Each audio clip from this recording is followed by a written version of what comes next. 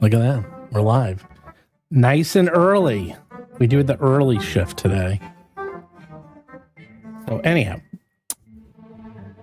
does anyone remember what we were doing last time, or do I have to be the only person? Okay. Someone who has a memory better than a goldfish, John.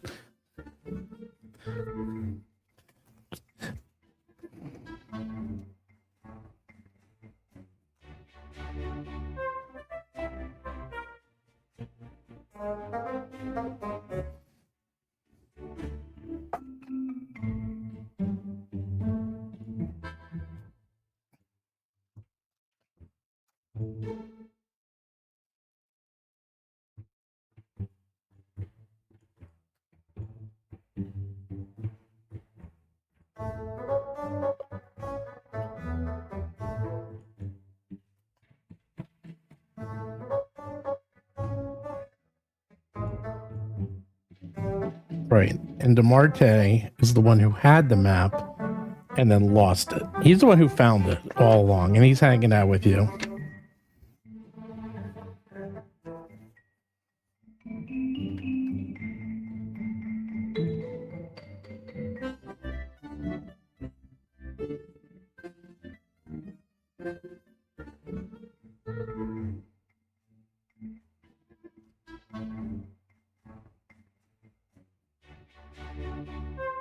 Look at that. I am going to give Seth Lipton. That's right. Seth gets an extra hero point for knowing everything. Look at that. I'm going to put it right on his little thing. 2 hero points. Look at that. I put it right on your character sheet. Use them wisely. We still haven't really used hero points. Yeah. You guys haven't really been fighting. It's all been talky. No walkie.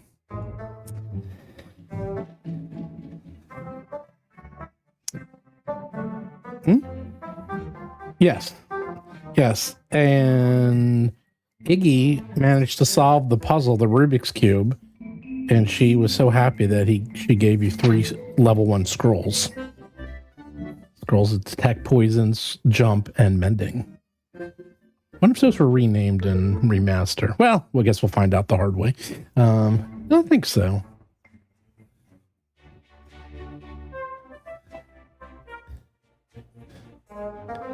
Yeah, I don't think anything I have is renamed. Well, we have a thing when I programmed this module. We used the same mapping, so any names would automatically be changed. So everything is labeled. The labels change, but the mapping stays the same. More maps. Anyhow. Well, we can still call whatever the hell we want it.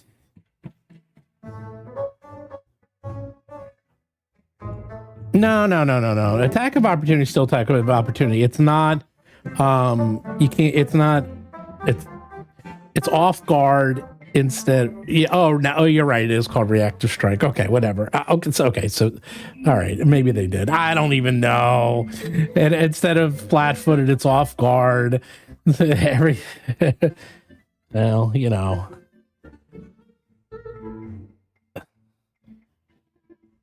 Off guard. Yes. Off guard. On guard. That's true. It's right. It's like, flat-footed. You mean off guard?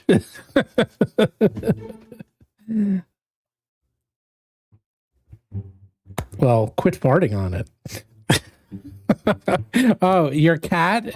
I see your cat is on your head. Hey, look, John, you finally have hair. Look at you. You just have to put the cat on your head and walk around like a weirdo. Wow, how does she balance up there?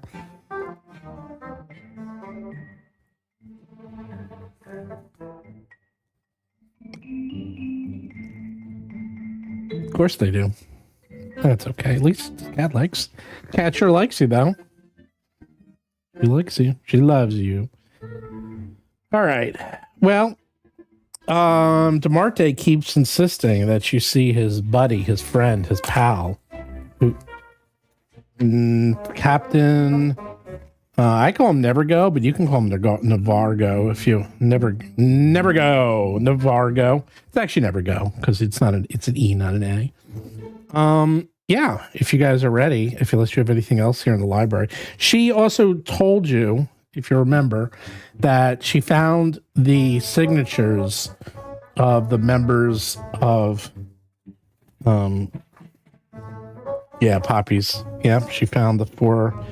There's basically, there's 5 really, because there's Poppy herself, there's of Corsico the Red, Jessa Swift Arrow, El Marte, and Stone Gulch. So there's 4 members of her crew, the 4 main members, and then herself. And she showed you where to find it, so you can use it to authenticate the other half of the map if you find one. In case someone was trying to pass it off as a forgery or something. just making that note.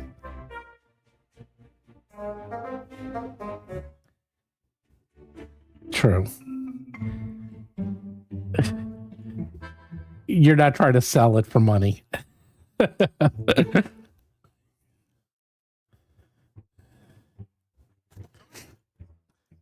It's a facsimile. So you tell me, what are you gonna do? Captain! Alright, let me get the map ready. That's where the someday. It's like, I see a treasure chest with no treasure. Alright. Let's put the big boys up in front.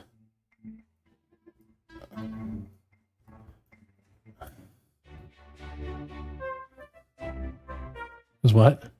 What? I wanted you to open it. Dude, I put sounds on everything.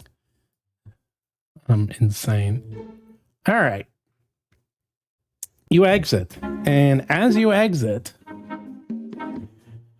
you go onto the streets, and sure enough, rare is the day in Rumplank when there's some festival celebration or raucous get-together is infiltrating through the city streets. And today is another one of those days. Let me turn down the music a little. You walk outside and trying to walk through the streets to get to where you're going, but bits of confetti and glitter waft in the breeze, sticking to your clothes and clouding your vision before the merrymakers responsible for the mess appear around the corner. Dozens of rumplankers dance and sing and laugh as they march down the street, oblivious to the surroundings. It's impossible not to be swept up into the revelers' good cheer or their quickening pace. That's right, it's the annual Glitterfest parade. Yay! Glitter everywhere! So you kind of have to go through this area, and it's I didn't put as many of them. Just picture this as a wall of merrygoers and people trying to. They're throwing glitter everywhere, and it's getting all over you. By the way, so.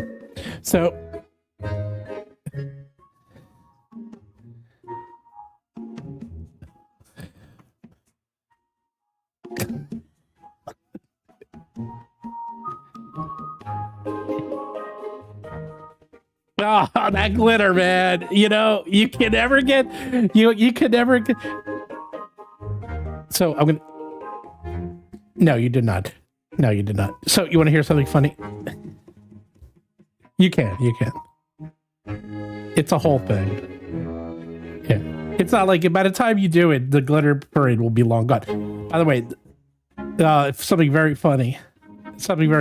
I was watching a documentary on like the funk movement, like George Clinton and all that, and it was really interesting about like 70s funk, and they were saying that they were always covered in glitter, and they always knew the women. They would like cheat with the guys on in the band, and they were always caught because the women would come home with glitter on them because you could never get it off. And not only that, they were like, and they're talking. This was a documentary from just a few years ago. They're like, man, my stuff still has glitter on it. It's just impossible to get that crap off. Anyhow, that is now on you. So what do you want to do? You can try to, there's really no escape from this. So you can either try to stand your ground, you can keep pace, remain where you are, just whatever you want to do. Do you want to like just kind of go with the flow and go to never goes? If you want to go hide out, whatever you want to do. Yeah, you're just trying to go against the tide here. Yeah. You're kind of caught up in it, so. Well, you can go around it, but you're still gonna have to fight your way out because they've kind of engulfed you.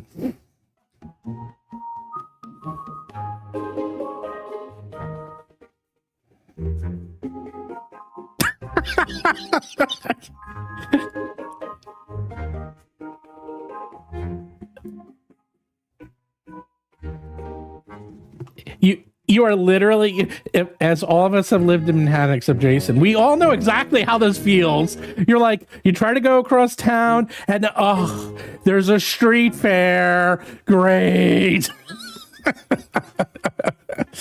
Or exactly. It's like, ugh.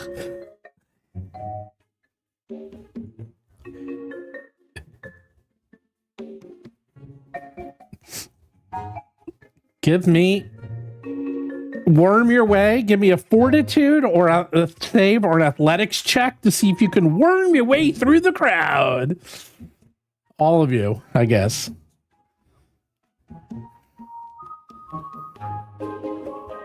It's so funny. That's like such a good analogy. That's like the best analogy. It's like, I'm in Manhattan. I'm trying to get to Penn Station. I have to catch the next train, and all these people are in my way.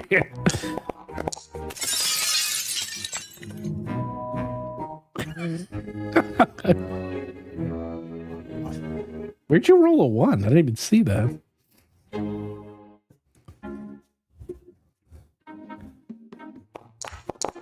Oh, you did roll a 1. Oh. Oh my God. How many ones? That is. What?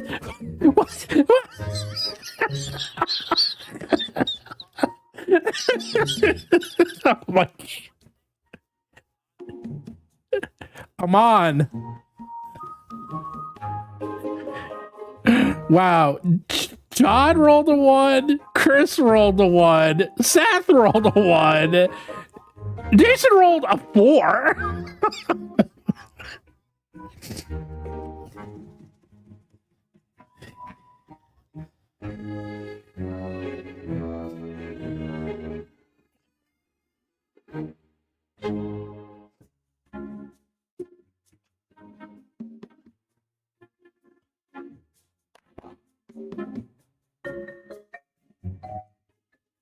All right. You are all jostled mightily, and you all, oh man, that was loud. You all take 4 points of damage. It's non-lethal damage. Yes. It's non-lethal. It's non-lethal. It won't kill you. But you all take 4 points of damage, and all of you except for Iggy managed to get glitter all over your clothes. Iggy, you have glitter all over your clothes. But those of you who critically failed, which is everyone except Iggy. Iggy's the only one who didn't critically fail. You got the glitter in your face and your eyes, and you're all dazed. And you're all just like, I can't even see. It's like glitter everywhere. You're like breathing, coughing up glitter. You're going to be crapping glitter.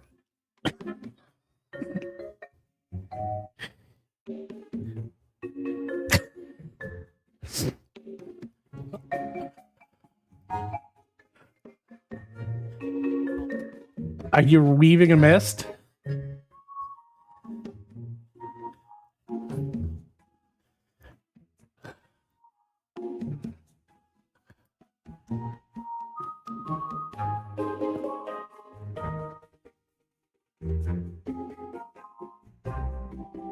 You are feeling funky.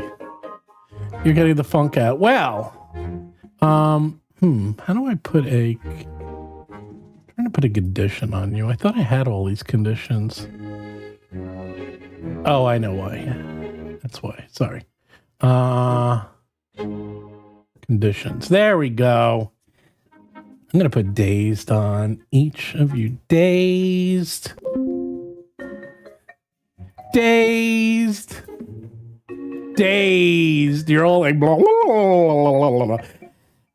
However, as you're like trying to fight through all this and get your way through, I'm going to move you down a bit because you managed to make your way like over. You're it does exactly. You're easing on down. Easing on down the road. You bump into, and there's a cart in front of you, another one of those carts. And the Glitterfest revelers continue their boisterous revelry down the merchant street. By the time elderly Tog Monger notices the commotion, it's too late. Her cart is upset by the chaos, and dozens of Togs spring free from their cages, entranced by the glitter and licking their lips in anticipation of the sparkly treat. Dozens of hungry Togs hop towards the parade in ravenous excitement. Okay, you guys probably have no idea what the hell I'm talking about, so I'm going to show you.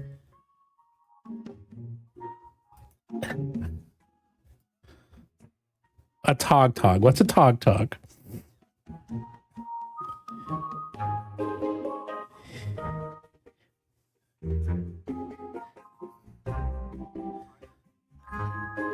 Jason, what do you think? That is a Tog.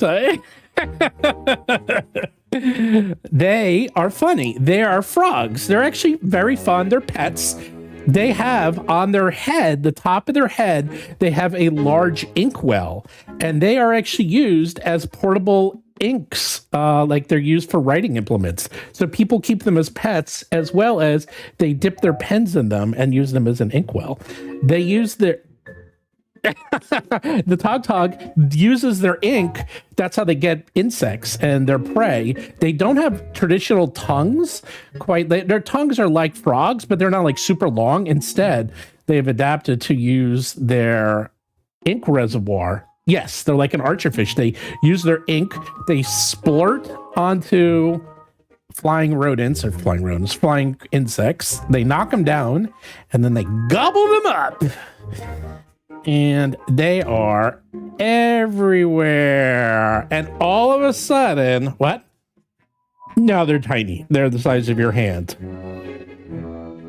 They are messy. The Togs are starting. The Togs are going crazy, and they're jumping on everyone, and they see you guys, and you are like they're going around licking off the glitter and trying to get anyone, because to them they're starving, and because they just missed lunchtime, and they see the 3 people who are covered head to toe with glitter, and they are swarming you. What are you gonna do?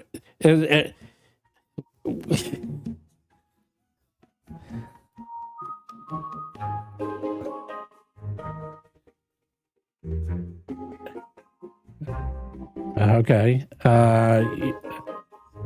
You're gonna kiss the sky.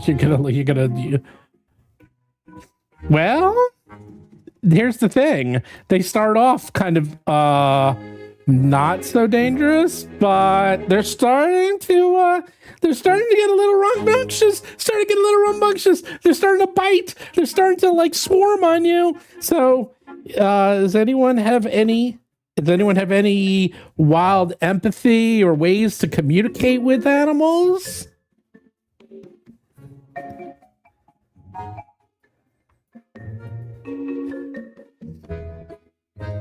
Yeah, I just moved them out of the way.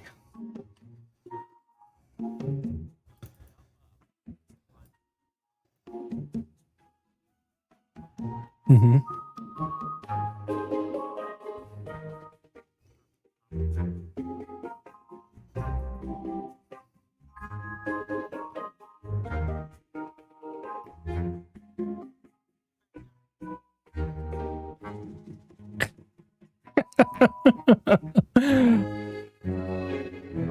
It is a frog swarm. Okay, you can give me an athletics check to see if you can get out of the swarm. Q. Now you're dazzled, so I'm giving you a penalty because you can't see very well. Now you try and you literally try to climb and do the swarm, and instead you fall and they swarm on top of you. Give me a reflex save. You're like, man, this is your worst day. You're like, okay, I got, oh my God. Wow.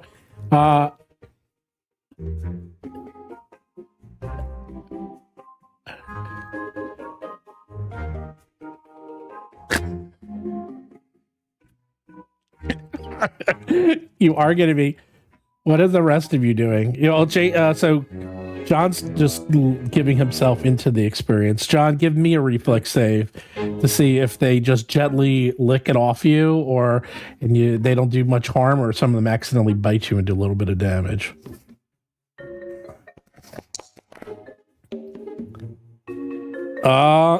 Some of them are nipping at you. I mean, the good news is they're taking a lot of the glitter off of your face. So they're actually like a dog, but they're hungry. So they're also biting you and nipping at you. It's not too bad, but you're going to take a little bit of damage. What are the other ones doing? Ivar and Iggy. Oh no, there's some of them are messing with you. It's mostly those three guys. They're getting swarmed because they're covered in glitter. Iggy, you got a little bit on you. You have some on you. It's not that your DC will just be lower if you want to do something else. Your options are either try to get out of the way to get through the crowd, put yourself in the hands of the Togs, or you can help someone, whatever you want, really. It's up to you. You roll with it. You're like, hey dudes. You're amongst your people. In theory, yeah. In theory he's prone and he's like just covered in Togs. I'll get to that in a second.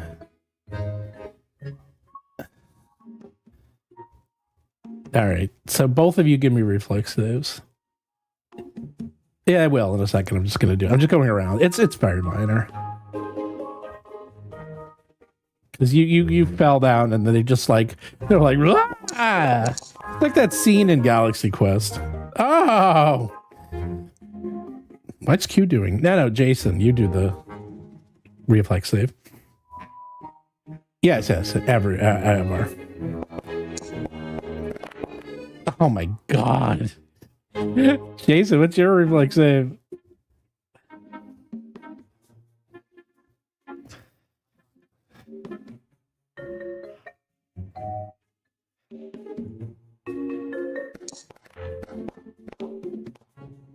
Wow. So daze means everyone is basically concealed to you. So this is what happens. All right. I'm just gonna give it to you all. Wait. You all take 4. Can I do that on all 4 of you? Let's see. Oh, look at that. It did work. Look at that. Okay. You all just took, the bad news is you all took damage because they all just were licking and biting you and nipping at you. But then they just sort of hop away and they go to the rest of the crowd. And they're going off on their thing. Now, you still can, because now they're going after everyone else, and they're screaming, yelling, and people are like freaking out. And those people probably don't have as many hit points as you, so you can go after the swarm if you want. However, that swarm literally just did 12.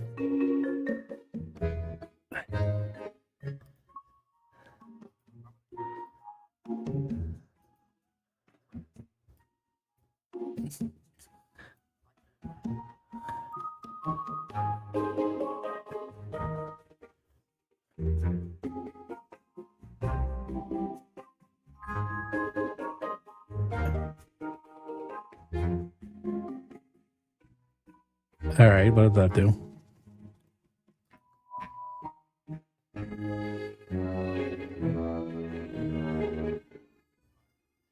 Right.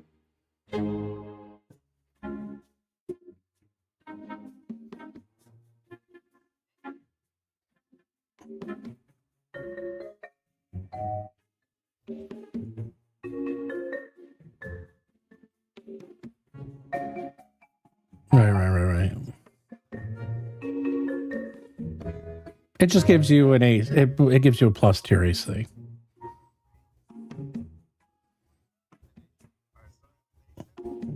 Yeah, it doesn't. Yeah, but it doesn't do anything. Oh, yeah. It can push them away. So you're going to push everyone around you, including the crowd. So this should be interesting.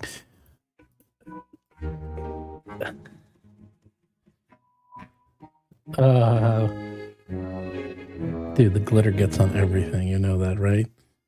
Is it a fort save? See, unlike you, I do not roll like shit. So the Trog just like gets all the glitter pushed off of them because the bubbles go all around them, and everyone else just gets the glitter. So I'll say the frogs dissipate. They're gone. Everyone is covered in glitter. Everyone is actually, this is what it does. You actually did save the day, John, because by hitting them with the water, it didn't actually do damage, but it confused them enough that they all jumped in various directions, breaking up the swarm, and now they're just dispersed throughout the crowd. So,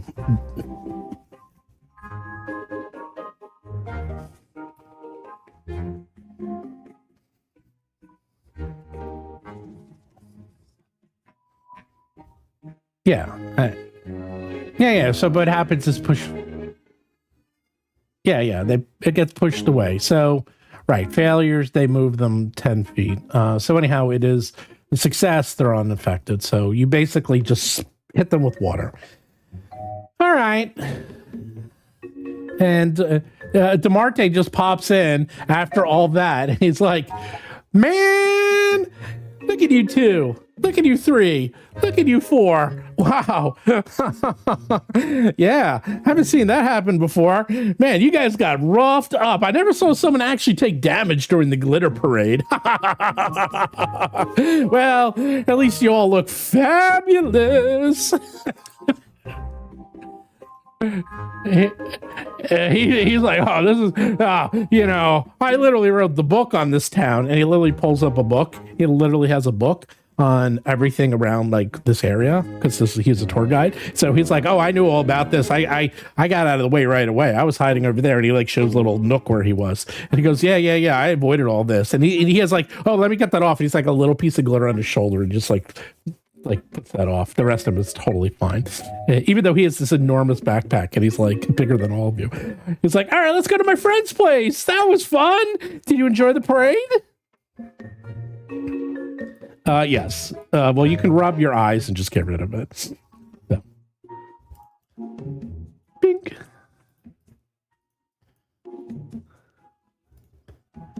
Yeah. You were just trying to get there, and then things went to shit. All right.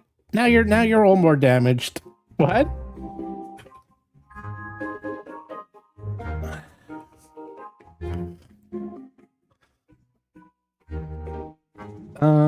Well, you're not quite.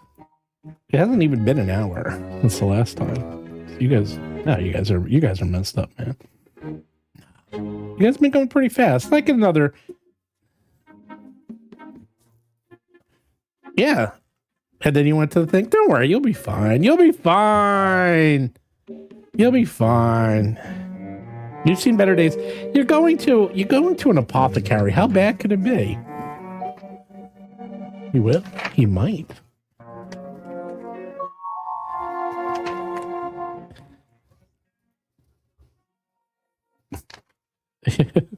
You're not. Anyhow, he brings you over to Never Goes Antidotes in the Claw Quarter, one of the more nefarious establishments. It's an apothecary shop owned by Captain Nevergo. And DeMarte goes right up and he's like, let's go in. And he opens up the door. And he's like, hey, Captain, I got some friends with me. And I can show you what the captain looks like.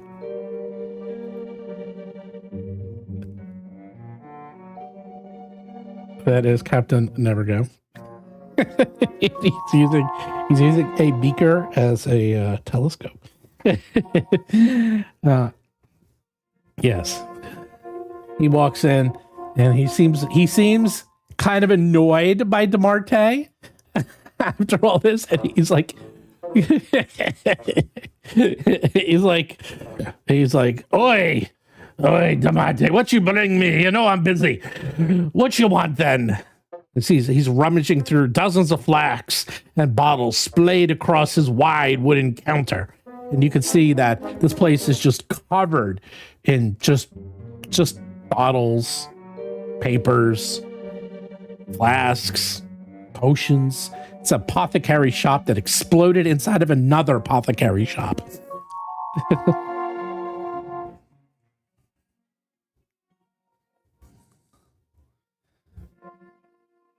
Oh, don't worry about that.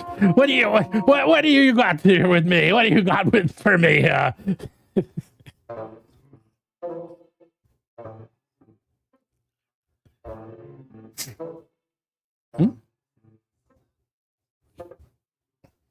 Oh, that's just for me. Oh, you can click on that. That just tells you about it. Sure.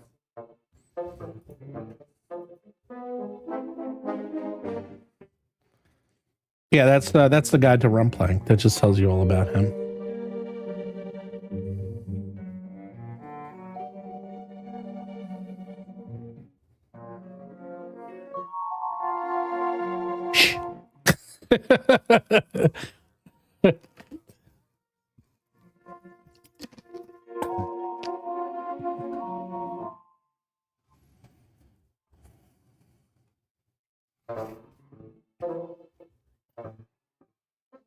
Oh, blasphemy feathers. Sure, we got healing potions.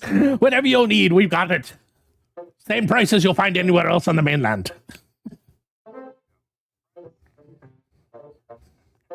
Well, I'm not a charity here, so not my problem, as they say. For no money, you know what you could do? You could go on the beach and rub some salt in it.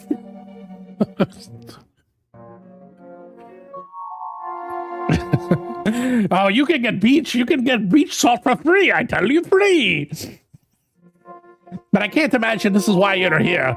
And DeMarte says, he goes, no, it's about the map. And he just rolls his eyes. It's like, oh, the map, it's stupid map.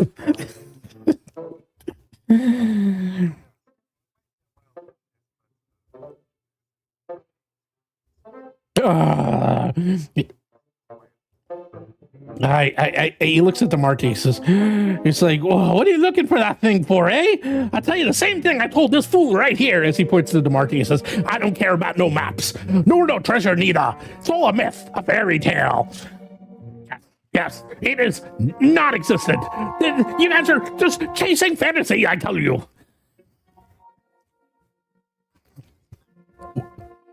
What?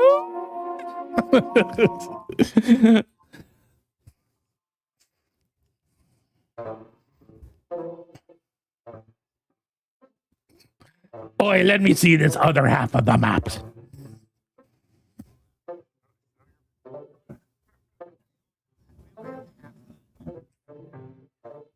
All right.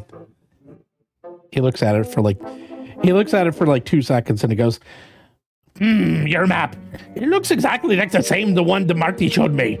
He grunts, jerking his head towards the torn parchment he says, must have got it in the same place, right? Don't know? I wasn't listening to him when he told me about it.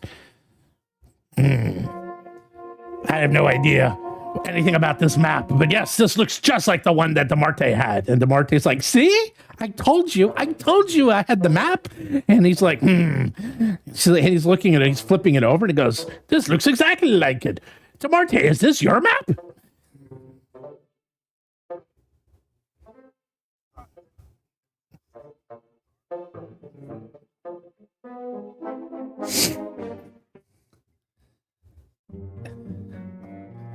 That's not a map. Why are you in the back room? Get out of my back room, I tell you. How dare you? How dare you go into my sleeping chambers? Look, my bed's back there. And don't mind all that blood. I just had some problems.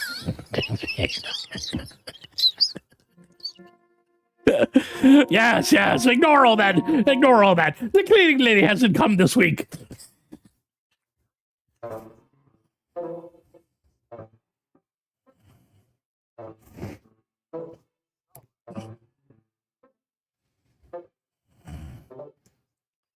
Oh, he like runs over and he shuts the door. He comes back. He's like, stop saying things like that. Ah, DeMarte, what did you bring me into? What did you do? What did you do? And DeMarte's like, they're cool, man. They're cool. I vouched for them. They're okay. And he's like, oi, blazes. Think I've got ears in every quarter? Any scum who's been...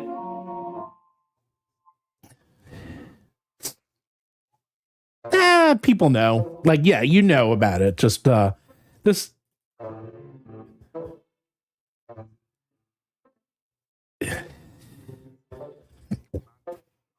No, he's good. He's good. This is actually, so this is a guide to Rumplank. This is Zanaya's guide to Rumplank. This is literally a published guide. You're reading, it's like Rick Steves, except for Rumplank. So you're... Well...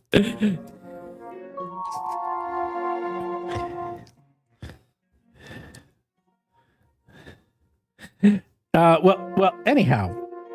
I will tell you, so you're in the Claw Quarter, okay? So just to give you an idea, the Claw Quarter is, okay, remember Alphabet City in the 80s and the 90s, like past Avenue C? That's the Claw Quarter, okay? Like that. Okay, yeah, exactly. We're all very familiar with that. It's nasty. Like really? Holy shit. Okay, well, then you know exactly what I'm talking about. Like, it is just, like, is it illegal? Are they still in business? Yeah, they're still in business, but, you know, it's just shady, okay? That's all. Just shady. That's all.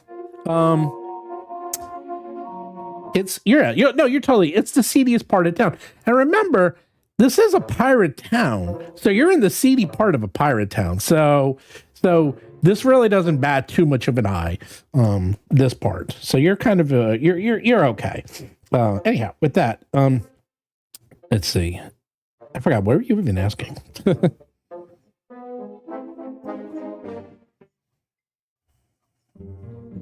Oh, right. He's like, oh, well, no. I was like, no one came to me for the map. The only one who came to me was DeMarte, and he showed me it right before he lost it, or it was stolen, or whatever. I don't know. He was saying some treasure map, and to me, it was just, well, what you have there, a piece of paper with some scribbles that look like part of Rumplank. But other than that, doesn't look like no treasure map to me. I have no idea. Maybe the Iron Eels took it for all I know. They seem to be hard under luck recently, looking for some big scores. They always hang out at the where were they? They always hang out at the Guttered Snake with me and Navarte, so I'm sure they picked his pocket as he is so bad with that pack of his. And he looks at his pack and he kicks it, and and something falls out of it. And Navarte's like, hey, don't kick my pack. He says, yeah, you did. That was the very first thing someone did. Anyhow, he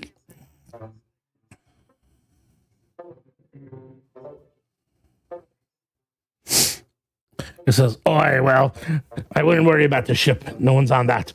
Yes, their base. Everyone knows about their base of operations. They seem to be rather upset right now, as I heard their first mate He's disappeared. Squalton Marte. I have no idea where he went. But I tell you, if you are going to go investigate them, Malar Kong, all the mother pirates, and he like uses air quotes when he says that. He's like, they like to play pirate. I don't know how much of a pirate they really are. But Malar, he's the real deal. He loves shedding blood, but he loves to gamble, and he loves striking deals even more. But one thing about him, he's fair. He's the leader. He's fair, I tell you. He always follows the rules. Well, he follows them to the letter of the law, not necessarily the spirit of the law, if you know what I mean.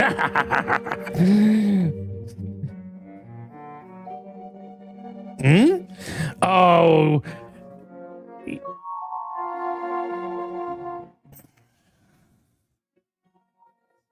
Yes. He's a pirate. He's one of the most nefarious pirates in the Rumplank. Everyone knows about him. If you want to keep your brains intact in your head, I would steer clear of Malarklang. But I will tell you that they have been pretty rowdy of late, as they've been in town for quite a long time. Usually they're only here for a few days, get some supplies, and then go hit the seas to attack some poor soul. But they've been here for a couple of weeks now, longer than I can ever remember now I think about it. I'm sure there's something keeping them here. I don't know what exactly.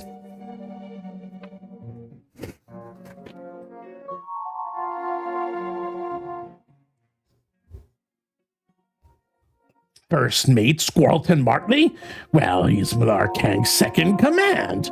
I usually deal with him directly, but I heard and he looks around, he's like, you didn't hear it from me, but I hear he absconded with some really important dragon scale in the Withering Swamp, and he was never heard from again.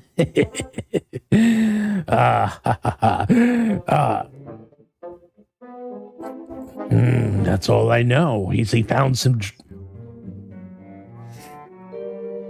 It could just be a large. Well, dragon scales can be like you saw them. Like it's like Excalibur.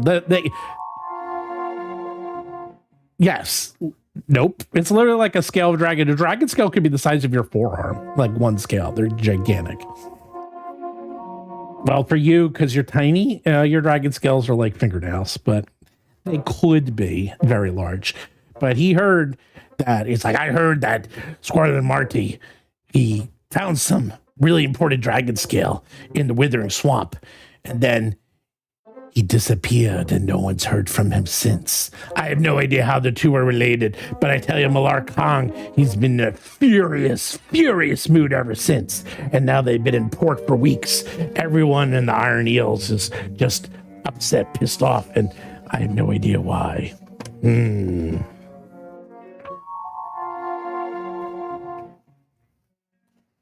He looks at it. He goes, no, this is... He looks at it real closely. He goes, I don't know what the heck this thing is made out of. It appears to be magical. And he like tries to bend it and tear it. And he's like trying to rip it. Nothing happens. Yeah.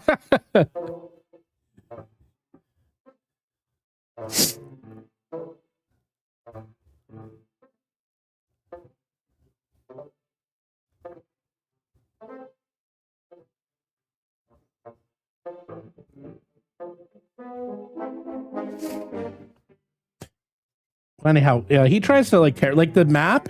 It's like hard plastic. Like it looks like paper, but obviously this thing is like pretty much completely indestructible. Like you're like, I mean, you kind of knew that, but now like you see him like going at it, you're realizing this thing is super magical. So it looks like paper, feels like paper, but it is. Okay. And then as he's going through all this, he looks at you and he's like hold on, I lost my page because I was talking to you. Where's my page? The page was like, where's my page? Hold, please. Oh. He's been fooling around with like his potions, and he's just like, blast me feathers, he mutters under his breath. You got me all confused. I was in the middle of something. I can't remember which was the wormwood and which was the belladonna. I can't remember. He looks at you and he looks at Ivar. He's like, you look like a strong, strapping lad. Maybe you can help me out and figure out which is which. And he holds up 2 flasks that look exactly the same.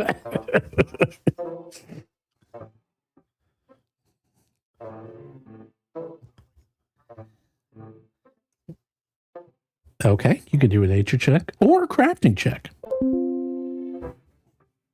Okay.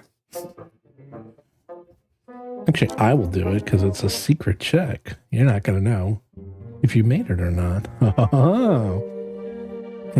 How do I do so? Oh, here we go. Blind. No, private roll. What is your nature? Oh, your nature's pretty good. You got a +7. Pretty good. Pretty good. Oh, you are positive. You are positive that the one on the left is wormwood and the one on the right is belladonna.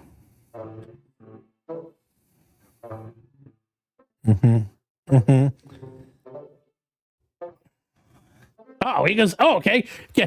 Okay, wormwood. Okay, can you taste it for me? Yes. No, it is not. Yes. Okay. Okay, you drink the wormwood. Give me a fortitude check.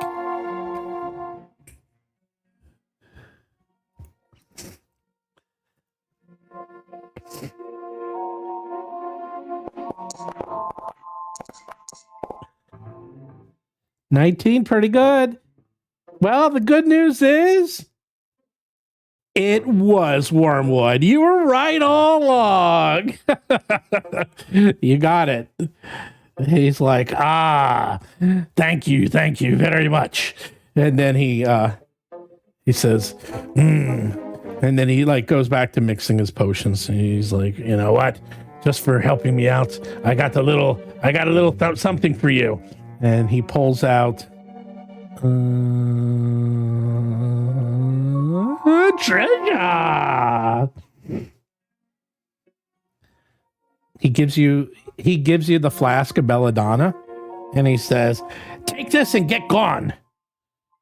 You got a spittle on it besides." And he looks at it. He says, "Like you spit on his wormwood." He's like trying to rub it off. He's like, "You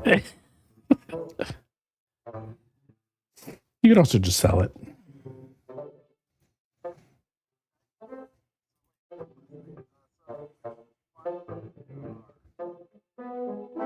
Oh, he's been holed up in his headquarters.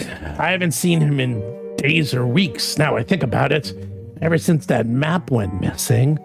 In fact, he thinks about it. He goes, I haven't really seen anyone from the Iron Eels. Something's odd about the... Oh, so you're the ones who killed those 2 poor Iron Eels, huh? Oh, well, that's acceptable then. Yes, acceptable losses. Sure. We've all been there. It happens all the time. I wouldn't even worry about it.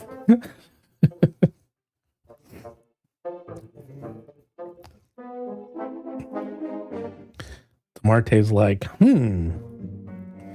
He's like thinking, he's like, well, you know, he says, I hate to say it, but I think, and he's looking around. He goes, I think maybe, just maybe, the Iron Eels maybe took the other half of the map, and I guess it couldn't hurt to talk to Malar. I mean, he's a reasonable man. He can be reasonable.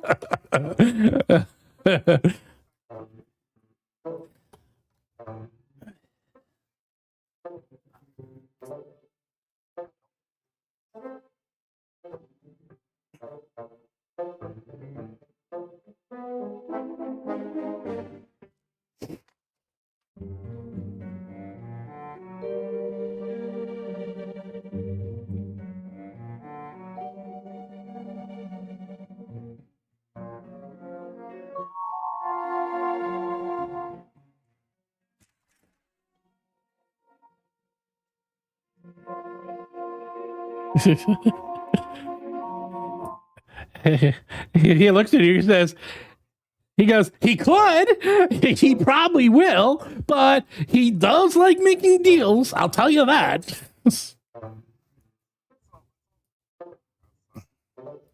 All right. Yeah, I'll get you outside because you can't go through walls, but I can make you go through walls.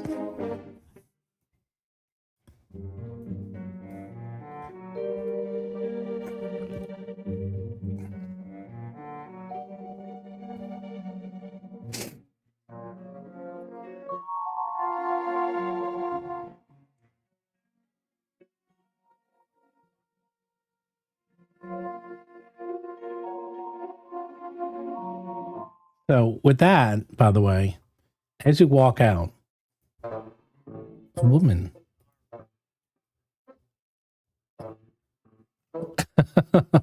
Is that a Indiana Jones? Is that Indiana Jones and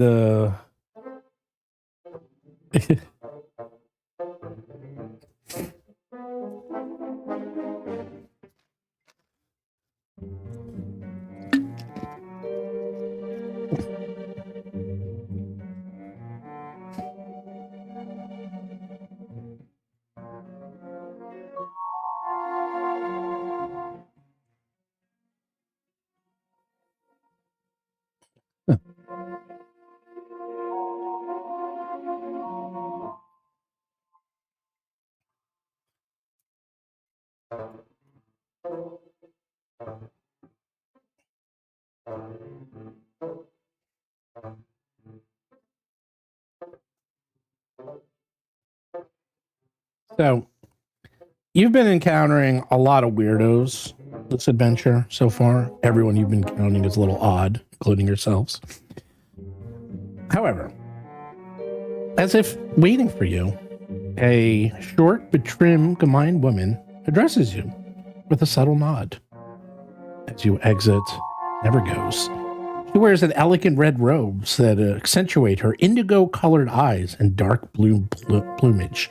She wears a fragrant flower tucked into the feathers on top of her head. Hello, she says with a cozy smile going across her beak. How fortunate. I was hoping I'd run into you here. I think I might be able to help you with that map of yours. I heard that ruthless pirate captain named Millar Kang has one just like it.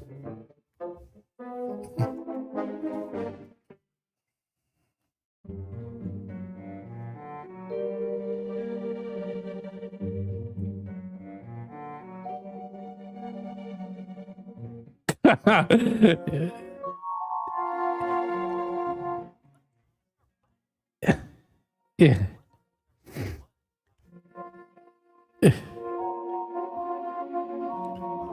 Well, here's the thing. It was publicly and no, that's not no. So just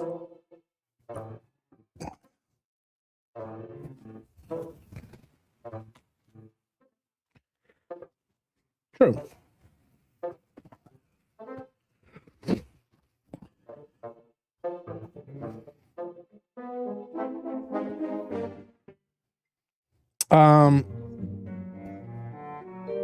You ask her name? Okay. She looks at you and says, well, you can just call me a helpful stranger.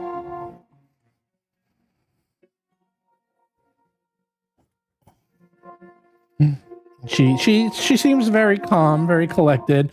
Of everyone you've met so far, she's the most get together. And she seems older than her years, if that makes sense.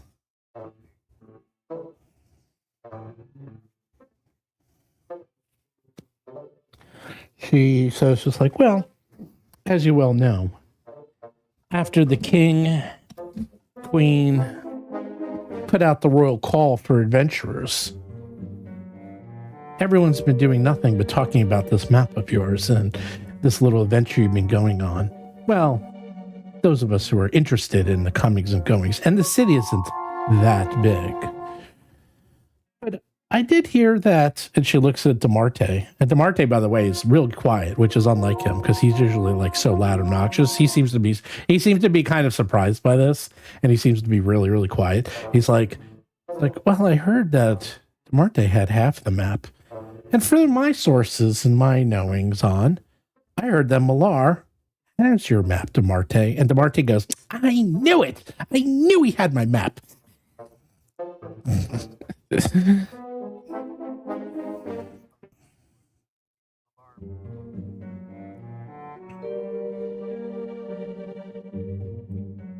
She looks at you. She says, I'm not exactly sure what Millar's intentions are. I do believe that this map does indeed locate and indicate the last treasures of Rumplank's patron founder, the Gilded Pirate.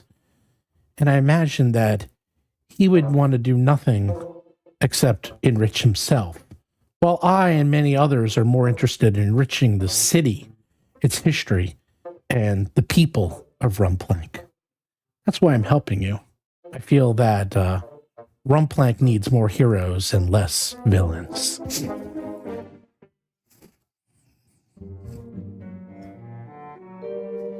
It's like, indeed, time will tell.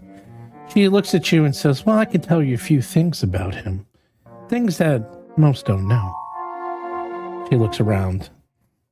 She says, I can tell you that he puts on a good show, but his pirates, they're not really that tough. I heard you took care of 2 of them in 3 seconds flat? They're not too hard. If you go up to his lair, maybe sneak in, maybe try to confront him, maybe just go in one at a time. All together, if they all ganged up on you, yes, I imagine it would be a formidable defense. But if you go in and just take your time and try to sneak in, I'm sure you could do a good job. Unfortunately, I do know that Millar is deep in his fortress and difficult to get to. You might be able to parlay with him, but I would be careful about parlaying with him, as that he only wants the map for himself, and I doubt he would do anything that would benefit you.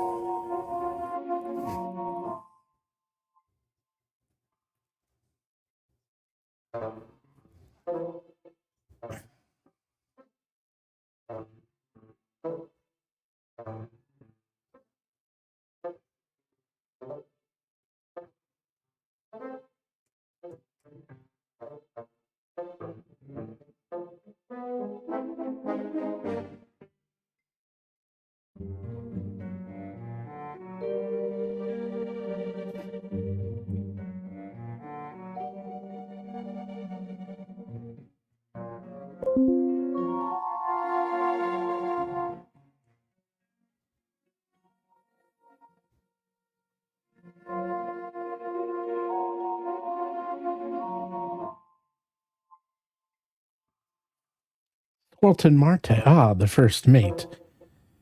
Yes, I heard something mysterious about him. I heard that he found a dragon scale. He looks at you, Ivar, directly in the eyes and says, can you believe it?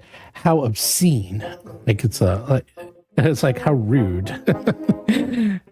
It says, and that he stole from Millar Kang.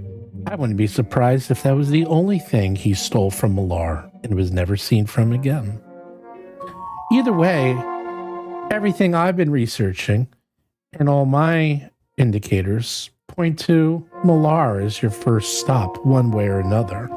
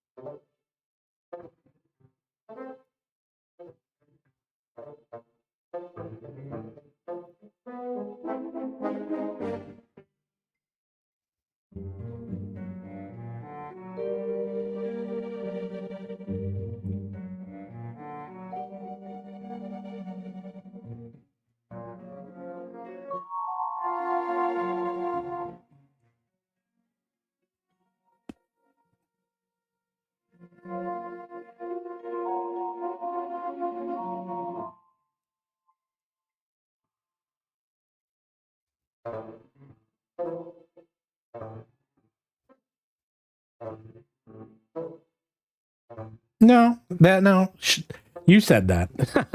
You said that. Yes, you. No, I never. I said at the time it looked like you would not do very well, but that you have now that you have a magic weapon, now that you have some new potions, now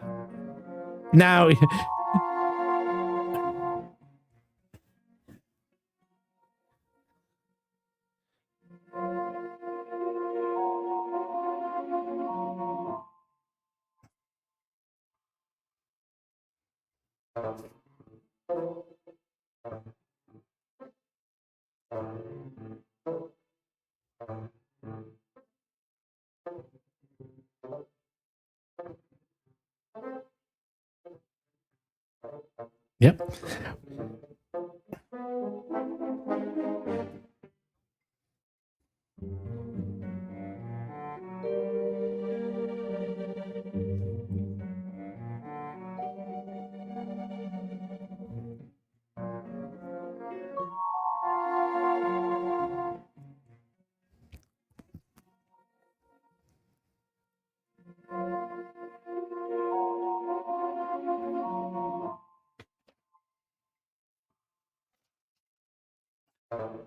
She says, "Well, they did turn the old, well-known abandoned distillery into a fortress of some sort. But I will say, maybe then instead of going through the front door, where they always have at least 2 guards day and night, there is the back door, the docks.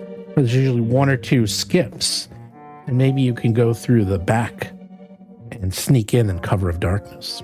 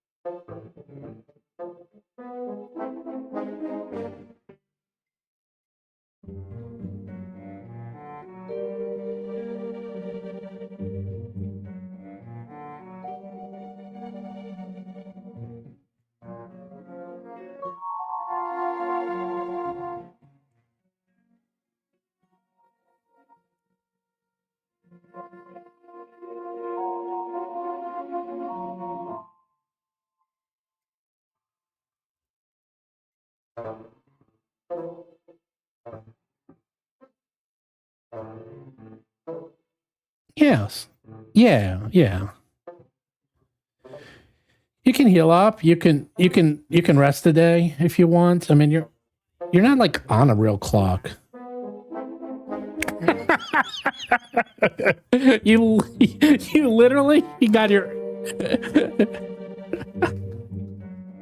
on a glitter party with frogs. You almost got TPK'd by toads. Yeah, you could do that. You can do that.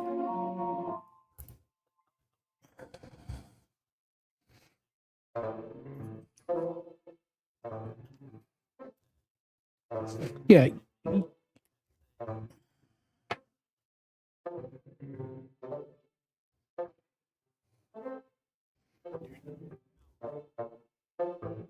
Hmm. Hmm.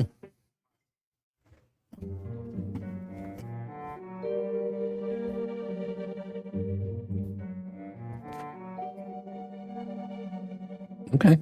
Yeah, you're not really on a clock per se. You're definitely not on a clock. Like, I mean, this way you probably don't want to wait a month, but it's like if you need to wait a day to heal up, that's fine. Yeah, that's totally fine.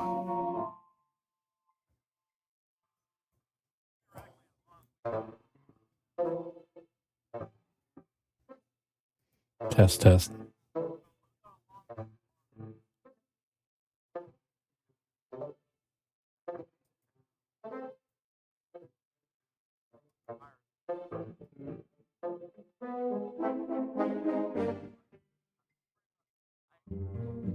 I get a lot of you. I want to vanish. I want to vanish. Yeah, I want to vanish. But can DeMarty come up with a place where we could stay kind of off the like grid? a barn or a shack or something like that. Something hidden. Nobody something is. Hidden. Yeah, because I do want to vanish, like actually literally vanish, because our first plan was a good one. It was make ourselves a target and then counterattack. But that plan is still in effect. Like we've made ourselves very public, and apparently everybody knows that we have the map, and everybody knows where to find us. Yeah. And so let's shake that heat and like lay low for a day, heal up, like spread a rumor that we left town, not make ourselves public to sell that rumor while we rest up, and then sneak around and attack the dungeon. Yeah. All right, sounds good. So tomorrow night we'll go, right? Okay. Right, something like that. Yeah. Yeah. So now, find some place. we need a place. We need a place to We need a hideout. Yeah, DeMarty, hook us up here. That's a good question. And is DeMarty wanting to come with us on this excursion? Well, I tell you, DeMarty should be our agent. DeMarty, you should find us a place that we can hide out, and then you go to where we've been, and have loose lips and say, and just spread it around that we ditched you and we left town looking for the first mate. Yeah, in the direction of maybe the Withering Swamp.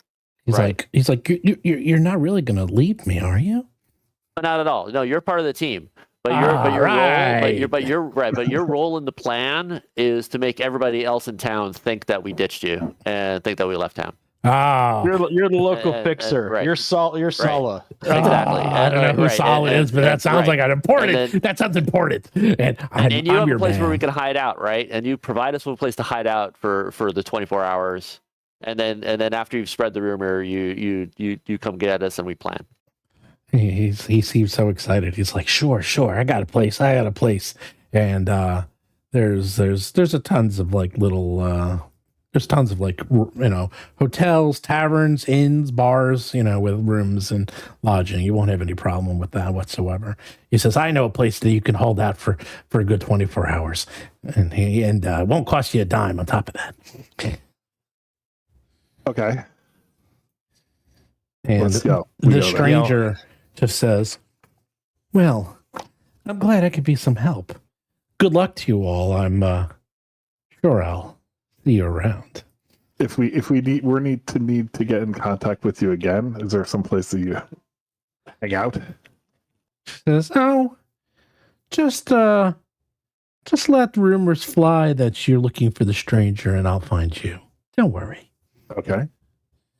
And she looks at you, Ivar, and you seem to have a weird connection with her. Something stronger than the others. You're like something about her seems very familiar. Not exactly sure. Does she have a holy symbol of Yata around her neck? No, she does not. Okay. You just seem like a connection. And she disappears, walks away. Batman. Okay. A cloud of smoke. Poof. So that's what that feels like. All right, so let's do that. Let's go to our safe house. Okay. I actually don't have a safe house. We're actually gonna have to make some rolls. No, you can just rest. Well, you could just do it. You can. Well, this could be a hand wave field because you have a half a day. So within half a day, you guys will heal yourself. So you can. All right, you can just let's do that. So half a day goes by. You can heal yourselves all up. You can press that button. What's it called? There's a little bed under your max HP, and you could hit that rest for the night. Okay, so max HP. Double click it. What is that? On the character sheet? Yeah, and your character sheet is a bed. Oh, I see it. There's a bed on the, like when you bring up your character sheet that's in red, and right above modifiers below max HP on the upper left-hand corner, there's a bed. And I only got 1 hit point back. Well, you can heal yourself, but that's what that's what you get automatically. Well, you know why? I think you're encumbered, right? I'm not. Oh, okay. No. I don't know why. Oh, maybe that's your constitution because you just get. Yeah, it's only 1 hit point for me too. Yeah. Well, it's okay. All right. Well, you can Isn't heal it like isn't it like 2 times your level times your constitution modifier? something like that. Something like that. All right. Well, what about this hand wave heal business? Yeah, I said you could just hand wave heal everyone back I up. just keep doing that. Or freaking type your. Just edit it, man. Stop pressing the button. We can't edit it. Yeah, Can we we? can edit You can it. edit your own hit points. Yeah, constitution modifier multiplied by twice your level. We can highlight the. Oh no, guys, this is better. Forget the bed. Highlight your hit points and type it in. Yeah, I know. That's okay. That's convenient. Current I didn't hit think points, I had that power. Oh, no, I you can know. always edit your own character sheets. Okay, good. Yeah, All yeah. right, It's just done. other people's you can't do it. But the resting is good for resetting any like your spells, all that. Spells Yeah, and yeah. stuff. Anything that needs a day. So good. Nice. Noise. All right. Now what? You guys all rested. You got your magic weapons. You got all your Spent the gear. day. Now what? Ivar, that affinity, she seemed to be she take a shine to you. Do you think? Well, I am a dragon, and we are. Yeah, quite well, she may have been a dragon learn. too. I impressed. that would mean, be awesome. like a high level dragon, not you know, Not me, not a low Yeah. level. That's a low level little- slug. little dragon. You're low level worm. a worm. Yes, You're a yeah. worm. worm. Worm tongue. Like any of you wacky guys have like swim underwater, breathe water abilities? Yes. I believe I do as an amphibian. So what if we go to what if we approach by water, and I guess I don't know, maybe I could hold my breath or something, and because the secret way is the docks, right? It's the water side, right? Yes. So if we could all just swim ninja style underwater up to there, then nobody can see us coming, and we can just start I going. like it. Let's do it. I can use my swim speed 10. Two can of breathe you water. automatically can do this. To be honest, this is pretty easy. Like this is swimming in a bay practically. This is not the ocean. It's warm. It's Hawaii basically. So this is an control the easy Clear swim. water. Yeah, you Yeah, are like right.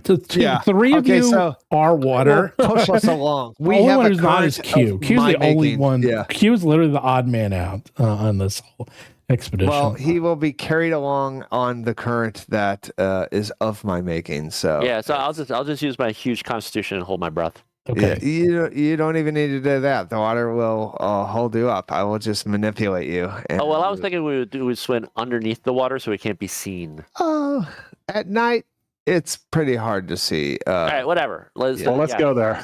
Let's go. All right. All right. So, like Navy SEALs, we will Ugh. come out of the water with our weapons drawn.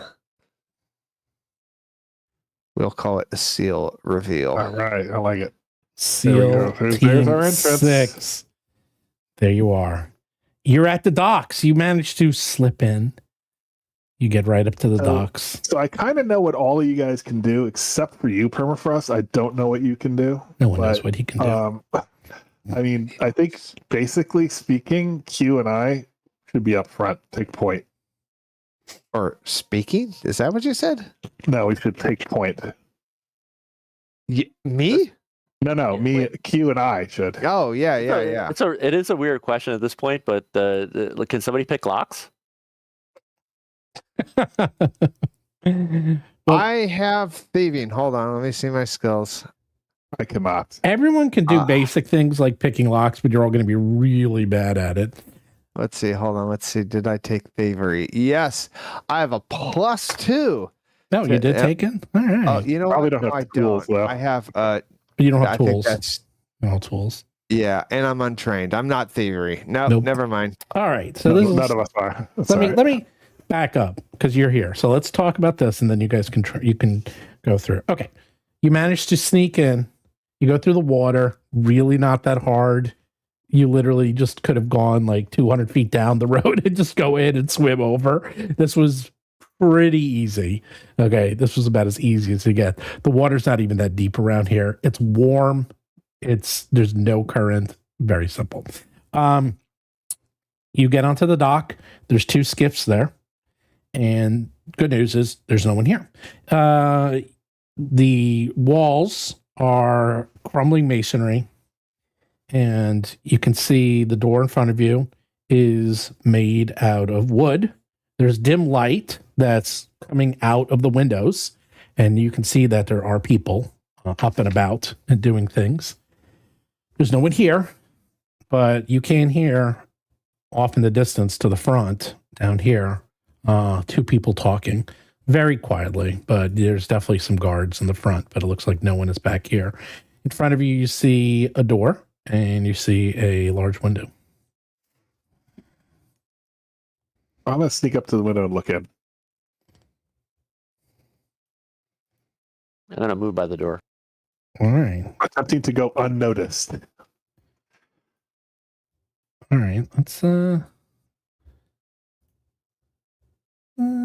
roll your stealth. Look at this. I haven't done this before. Whoops. Untrained in your stealth. +1. Let's see how good you are. I have a little bit of dex, so +1, yeah.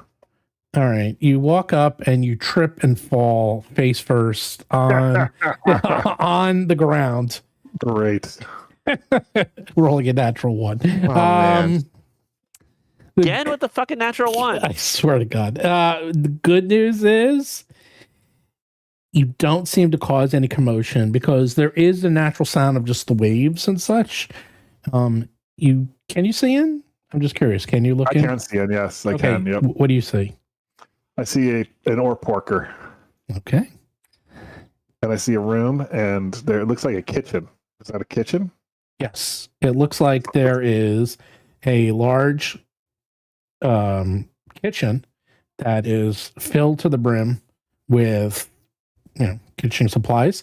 You do see an ore pork, and he is busy creating something on the stove. It's actually rather large, and I can even show you what it looks like.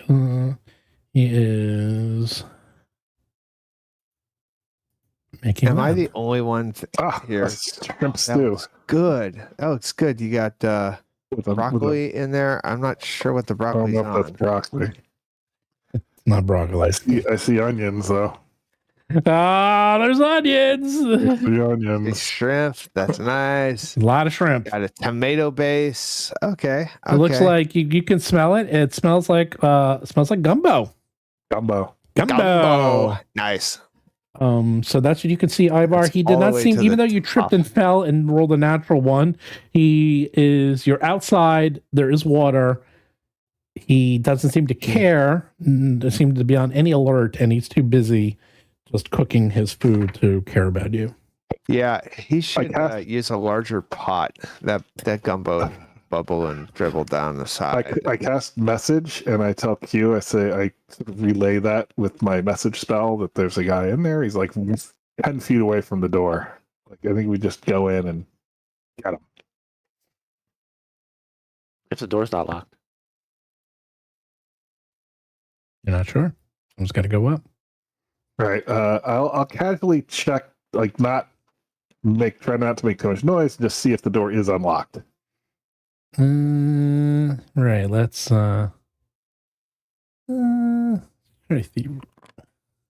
Right. oh. Less. Oh, wow. I rolled a 2 for you. You don't think it's locked?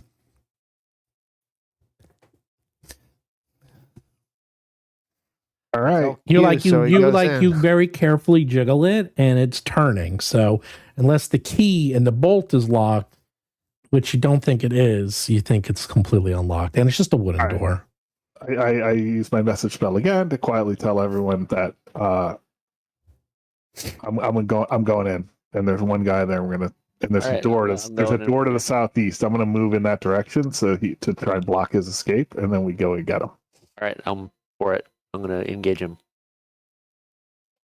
And yeah, let's do that. All right, I open the door. You open the door. The door is opened. So as you open up the door, you see the chef. Well, I can show you what the chef looks like.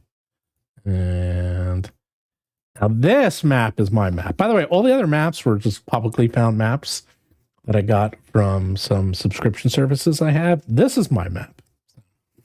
FYI, subtle difference. Nice. And this is also my art. Look at that. Look at this guy. Does that look like one of your customers, Chris? Yeah, it does. I don't think they have an A rating on their door here either.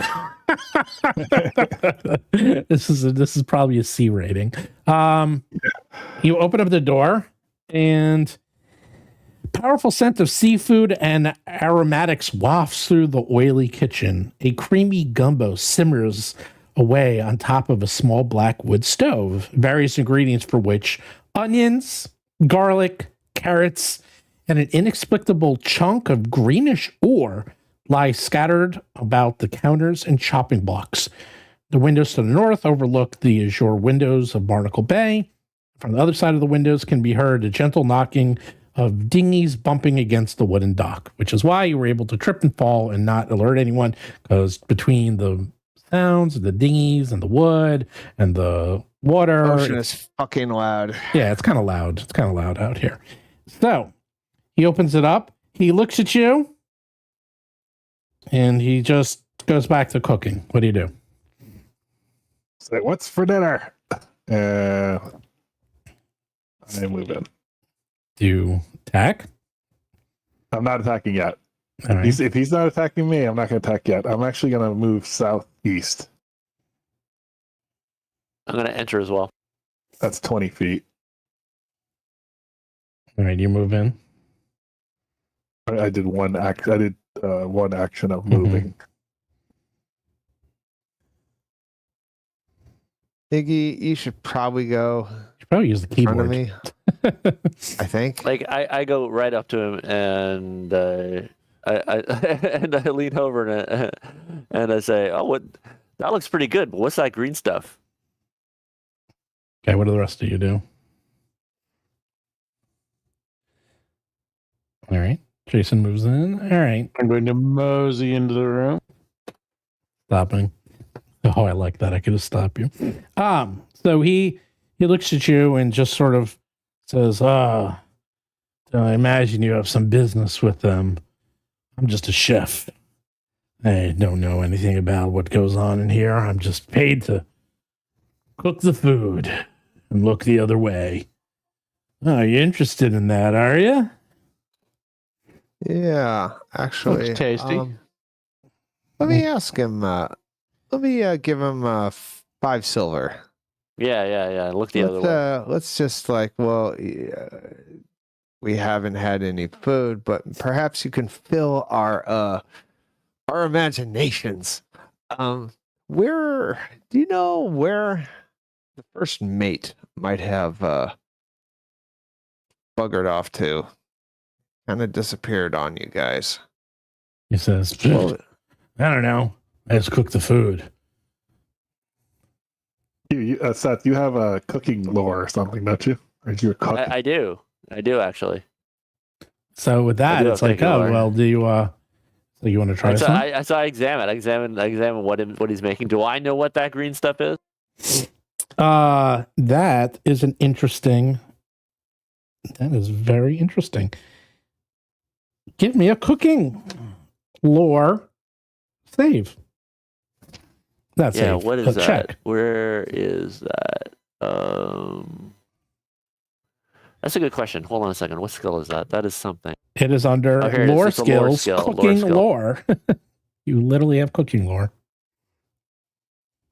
There you go. Oh, look at that. Now you finally roll. Okay, here you go.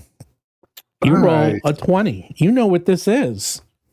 There's a fist-sized chunk of a greenish ore. It's a piece of calcite covered in fuzzy, mossing-looking mineral called yarmite.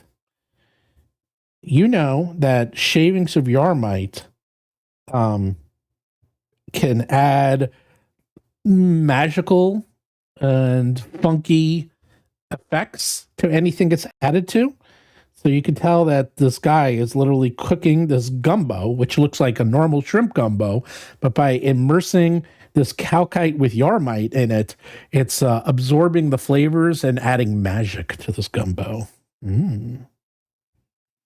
All right, I comment on that, and I tell him, it's like, oh wow, so you're adding the stuff to it, and I start talking shop with him about it, and asking polite, leading, open questions, and like smelling the gumbo, and I'll taste some of it. I'll be so bold. It's like hold on a second, let me have a taste of that. Really? And okay, I grab a spoon. Okay, do two things. One, give me a diplomacy check, and two, then give me a fortitude save. All right. So let's see. Let's do diplomacy. You want to make both of these?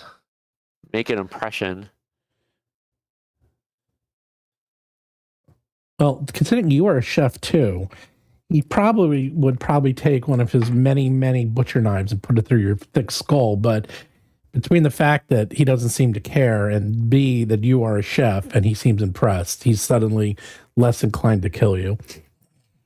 But let's see how well you roll this diplomacy. Average. Mediocre. So he's like, he's like, you still need a couple years underneath you, but sure, if you want to take a taste, and he gives you a big wooden spoon to like take a bit of the gumbo.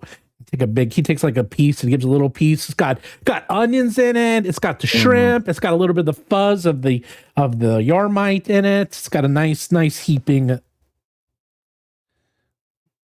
All right. Can I tell if it looks like properly seasoned or anything, or can I give him some pointers? Do you taste it? I do. You taste it. It is fantastic. This guy is a fucking Michelin star chef. Like, you can't believe how unbelievably good this is. Give me a fortitude save. You're like, wow, this is the best thing ever. Fortitude save. Oh, that's a good roll. That is a good roll. Now he looks at you and watches you very carefully, and you don't seem affected. And he nods his head. He actually even gives you a little pat, and he goes, "You guys are cool. I see I have a true connoisseur amongst you. If it wasn't for that, I would have killed you all by now. Anyhow, yes, you do think that this is very, very good. It's quite good." But he does mention, he goes, "I'm kind of surprised you're still standing because, the magic isn't quite done.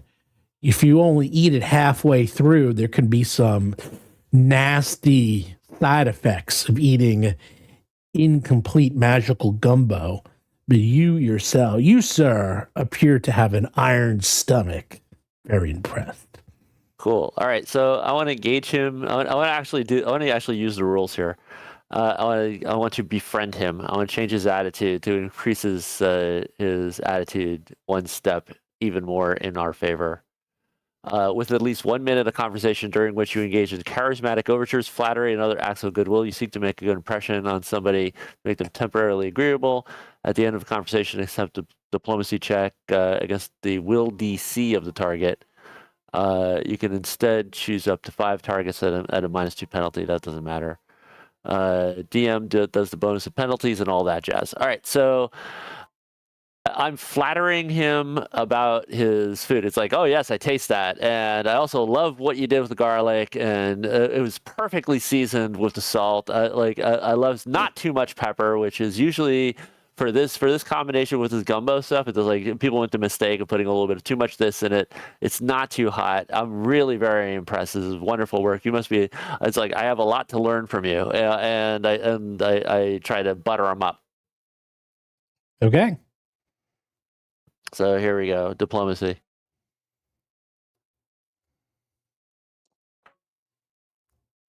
Ah, 14. I'll take it. Pretty good. He seems impressed. That's against his will DC. Yeah, against his will DC. I'll give you a little bonus because you have cooking lore, so you just barely make it. And he seems to be impressed. He goes, I'll tell you what, if you manage to make it through all this and survive, come back and I'll give you a to-go bag for all of you. A doggy bag, yeah. I appreciate that. You know what? Guys, am I the only one thinking that this might become our new hideout? I mean, that's the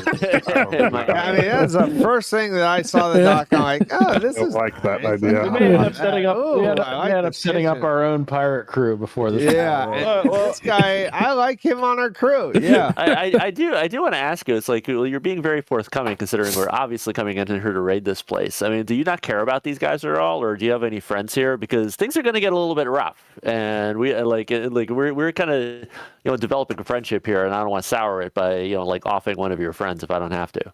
He looks around and he goes, you guys are okay. I'll tell you what, Malar Kang, he can take care of himself. He's been in a grumpy, pissy mood anyhow. He gets whatever he gets. But I tell you,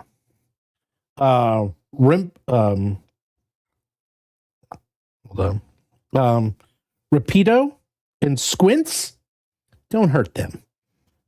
Rapido, she's upstairs, and Squint, that's her pet rat. They're just here for fun, and she's not much of a fighter anyhow. If you let her go, I'd really appreciate it. And he gives you like a little piece of like food. He goes, here, just give this to Squints. That's a rat she's always with, and they'll know it's from me. And then she won't attack you. Okay, good. Right, I say, and if push comes to shove, I'll give you my word. Like, the worst I'll do is knock her out. And he says, I appreciate it. The rest of them, come and go. I say you don't. All right, good enough for me. Good enough. I say you don't happen to have a sous chef around here that's a mimic, do you? Oh, never mind. That could be. So you actually you can't actually. I guess you can, Seth, if you want to climb over those. There are a lot of crates and crap in the way. If you want to look in there, you can. Oh, and I do say, what's by the way, one last thing. What is that door? Room? What's to the door to the northeast? What's there? Is that your store? Is that the way out? The northeast. He looks at it and goes, oh, yeah, that's just another way in and out. There's other doors if you go to the one down. There's other ways to get through here that we just use it for storage. There's not a lot of space. The other side is also blocked. And man, I don't think it's worth it if you want to take all the, take everything out of the way. But then there's on the other side, it's completely blocked as well. So for now, it's just, I point to the door that I'm at. Is like, is this the way in? He goes, yeah, it's like, yeah. I indicate, this is the way we go? He goes, yeah, just go there and then take a left and you can go upstairs and you'll avoid the whole front area. And then when you walked in and looked in there, you actually saw in that other room, you actually saw a guard in the other room. Just kind of how many people are at the space? Say there. Like how many is he cooking for? Like I waved. No. You look real quick. He's busy. He's like on the there's actually a desk there and he's busy at the desk. Okay, so never mind him. And through this door, let's go. All right. Look at that. You could open up the door yourself. I don't even need to do it for you. Clancy just goes back to cooking, by the way. See, you don't have to kill everyone. Here, close that door. Everyone come in. All right. You are in the mess. A massive oak table and mismatched chairs fill most of the space of this dining area. The table is covered in crumbs, wine stains, and at the northern end, a platter containing a flank of unknown meat swarming with flies. At the other end of the table, a prominent sheet of parchment is unfurled, its corners pinned to the wooden table with goblets, plate, and a dagger. A rough map of Gold Crop Island is drawn on the parchment. Hanging overhead is a chandelier. Its candles burn to mere stubs. I'm listening at the door where I'm at while people are investigating the room. Okay. Give me a perception. You don't hear anything at the door. It doesn't sound like there's anyone on that side of the door. I'll stand. I indicate by hand gestures that I'm going to stand guard here while you check out the map and stuff. All right. First thing I want to do is cast Detect Magic. All right. You detect magic. There is no magic. Okay. Take a closer look at that map, or that map of. It looks like it has an X marks the spot on it. My map maker was really good at this. A little too good, I must say. Yes, it actually looks like that this is a map of Rumplank, and it does look like but there's actually a couple of, like, it just looks like one of many paths to treasure, and you really don't know what this is. You're like, it's being held down. It's way bigger than your map. It's like quite large, this map, so you're not exactly sure. All right, you know what? I take that map. Okay. Yeah, that's our map now. Okay. Now, does anyone want a dagger? It's more of a what's ceremonial. in the room? There's that. It's more of a ceremonial dagger. That's more of a butter knife, if you will. Right. Not a true For dagger. food, for cutting Spreader, Yeah. or a butter knife. Yes. It's like it would be a very bad weapon. Yeah. It would be anything you would take here would be improvised. So something to keep in mind, if you see stuff, it's all improvised weaponry unless it's specific. It's like saying, "Oh, I'm going to use my kitchen knife as a military grade dagger." It's not the same. Right. It's not even close. The two are not in the same category. So, this is while we have the chance. Let's just get this settled. yes. The boss of this place. When we encounter the boss of this place, are we killing him and hoping that maybe the map's in the room or ransacking the room or that? Or are we knocking him out, taking him prisoner, and interrogating him for information about the map? No, I think if he attacks us and we can give him the chance to surrender, and if he doesn't, then he dies. That's kind of going to be my... Well, I'm assuming we are bum rushing him and attacking him immediately. My question is, are we trying to take him alive, or are we just killing him and then ransacking his room? I think no taking alive. Like I my way of my anathema, like I can't really torture people. Like that's not So you can kill him, but you can't torture him. Right, exactly. Like he is evil, he is a criminal. Like, so I'm not sure the royal family would have wanted gang war to be a result of their treasure hunt either. Well, how would the gang war result in? It's just us killing pirates, and people decide to try to kill us for revenge. And I don't know. I mean, we've already crossed that boundary. That ship has sailed, dude. We're already committed on that one. And I don't think that this is a proper gang, based on the intel that we got on the previous. So I guess one of my questions is because like that's kind of a detail, like whether or not we torture him or just intimidate him. Like we're not gonna torture anybody. I threw around the word a little bit too loosely because it's like, I mean, like in a fucking movie, man. You knock the guy out and then you're within our power. Tell us what you know. I won't tell you what you know. Oh, we'll do something. We could actually let him go if he surrenders. I mean, that's the thing. Like, if he keeps fighting, I mean, it's really difficult to knock someone out. Do I take the -2 penalty to try to not kill him with 0 hit points? No. Do I do that? No. I don't think so. I don't know. Because honestly, if we don't kill him, we could always just like use a healing potion on him if he's not too bad. No. Because remember, monsters. They just die. Yeah. Monsters. But he's not a monster. He's a monster. Citizen. No. Ask the DM. He's a monster. Like anybody that's not us is a monster. Let me rephrase. Let me tell you exactly how this works.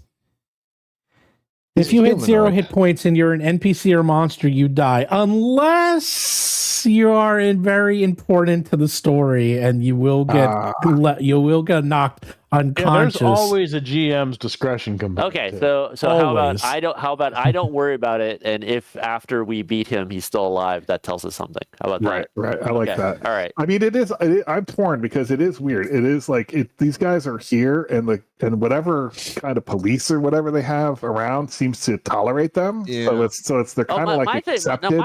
Killing them is kind of weird. Like, Dude, my thing is much more pragmatic. If the piece of information you want is in this guy's head, Right. and we kill him, we don't have that information. Like, you know, Right, we have to we have to get lucky that it was actually something hidden in the secret door in his office. Like, if we have to get the information from him, we have to get the information from him, and if we kill him, we can't get the information. Right. Makes sense. It defeats the purpose. All right. So, let's press on. but it sounds like if that's the case, he's going to be alive at the end of this anyway, so we don't have to worry. All right, here we go. I'm taking the defend exploration action. How about that? I don't even know what that does. That just means my shield is raised. I suggest you do the same, Q. Is that what you do? Is that how you do that? Is that how you have your shield you move at half raised? You move at half speed, and then before combat start, your shield is raised. Oh, well, wow. I'm doing absolutely. I didn't. If that's an option, I'm doing that. Hell yeah, I'm doing that. And Actually, someone else can do I'm the gonna exploration. I'm gonna step out for like 2 minutes. Just be right back. All right. Guess we can just So, like, take if a quick you break. go to Archives of Nethys Remastered and look under exploration actions, so basically, I've done a lot of reading of the rules lately. That's good. We need So that. there's like there's three modes of life in the game. There's the out of combat, like healing, crafting, doing all that kind of stuff. That's one thing. The other one is this exploration Downtime. where downtime, and then there's the exploration where it's Right. like when you're going through a dungeon, there's all sorts of specific actions that you can be doing while you're doing exploration. You guys never had Well, shields. You guys were never sorted board, so you never really had to We worry never had about that, this. but there's Right, other right. stuff though. There's Oh, like yeah, you can yeah. constantly be casting detect magic. You Correct. know, like Right. that's one Right. of them. Yeah. Where you can All right. So, and actually sneaking, just like trying sneaking. to be Yes, quiet, trying there's to be something quiet. called go undetected. It's called, I believe. All right, Yeah, that's I one want to do both of those. I want to be like proceeding, like stealthily, like I want to be not making a lot of noise as much as possible. You know, Yes. you know what I'm talking about. Yep. Yeah, I know what you're wanna getting. ma- I know wanna what you're ma- doing. I want to have my shield up and have the maximum Yep. chance of surprise. I get it. I get it. Like you would expect somebody to be doing in this situation. I get it. You were. And then someone we could also search. That's Be searching as you go. something. Yes. Can I have the piece of food that was meant for the rat? Sure. What? Because I don't have. No, not to eat. Oh. I was gonna make sure that goes to the rat, so that girl sees that. Yeah. woman Okay. sees. So you handle. And I don't have. To, I'm not so- carrying stuff other than That's so true. here, you take it. So- You take it. I give it to you, and then when we encounter a woman with a rat, you immediately start the RP. Yeah. Okay.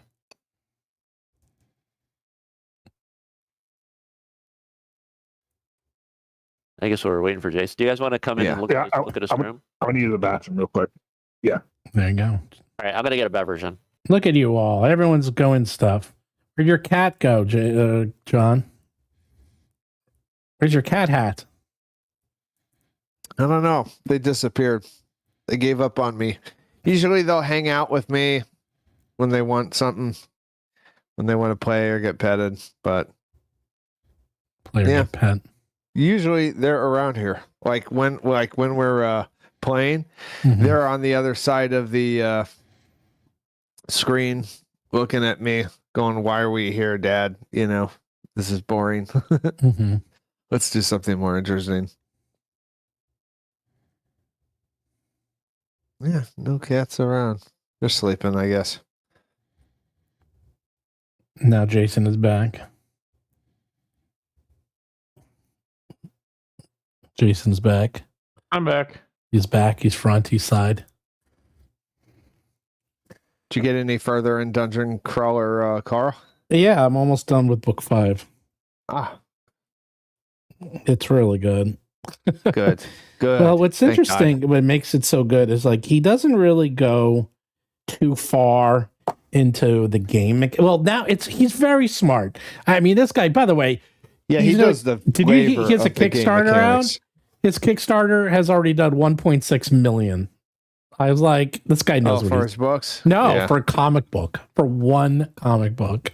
It's really good too because he's like, you get this. I was like, okay, this guy's a good writer because it starts off with all the mechanics, but by the fourth book, it kind of goes away with the mechanics, and by the fifth book, he doesn't even talk about he just hand waves a lot of that. He's just talking about the interpersonal relationships, and that's more interesting anyhow because that's way better. right? Because that's Yeah. what happens is these books get bogged down on. Yeah. I did this at level 10, and I did this. I'm like, who fucking cares? You know, it's like you don't care at that point. You get it, and he is talking about that, but it's so small in comparison. Jason, your stream paused, by the way. You minimized your application. There you go. So yeah, no, it's really good. I mean, I'm actually almost getting upset because it's like I know they get 7 books out, so I was like, all right, good news is there's 7 because I'm already up to book 5, and I'm like, oh no, because I can see where this is going. It's like, oh, they're gonna get good because every level gets better and better. I was like, oh no. I finally came across a good lit RPG that has no stats. Barely. The audio book is amazing. First of all, the woman who does all the characters are female, first of all, and the narrator, I don't even know how she does all the voices. Like some of them, like the males, the big gruff voices, she must use filters or something because man, it's just amazing. Tales of the Wandering Inn. It's a very popular. It's very popular. But the first book, I think it's like 40 hours or something ridiculous. What? Like it's a Brandon Sanderson. It's but it's all so good. I mean, it moves so I'll fast. read that next. Is it called Tales? Yeah. So, but again, the caveat is I've only gotten a little bit. Like I'm a quarter through, maybe. Let's see.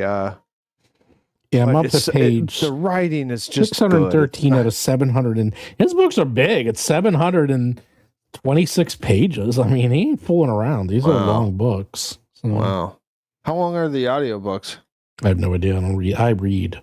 I'm not one of the audio. Oh, I never listen to audio. I only read. Really? Yeah. Oh, wow.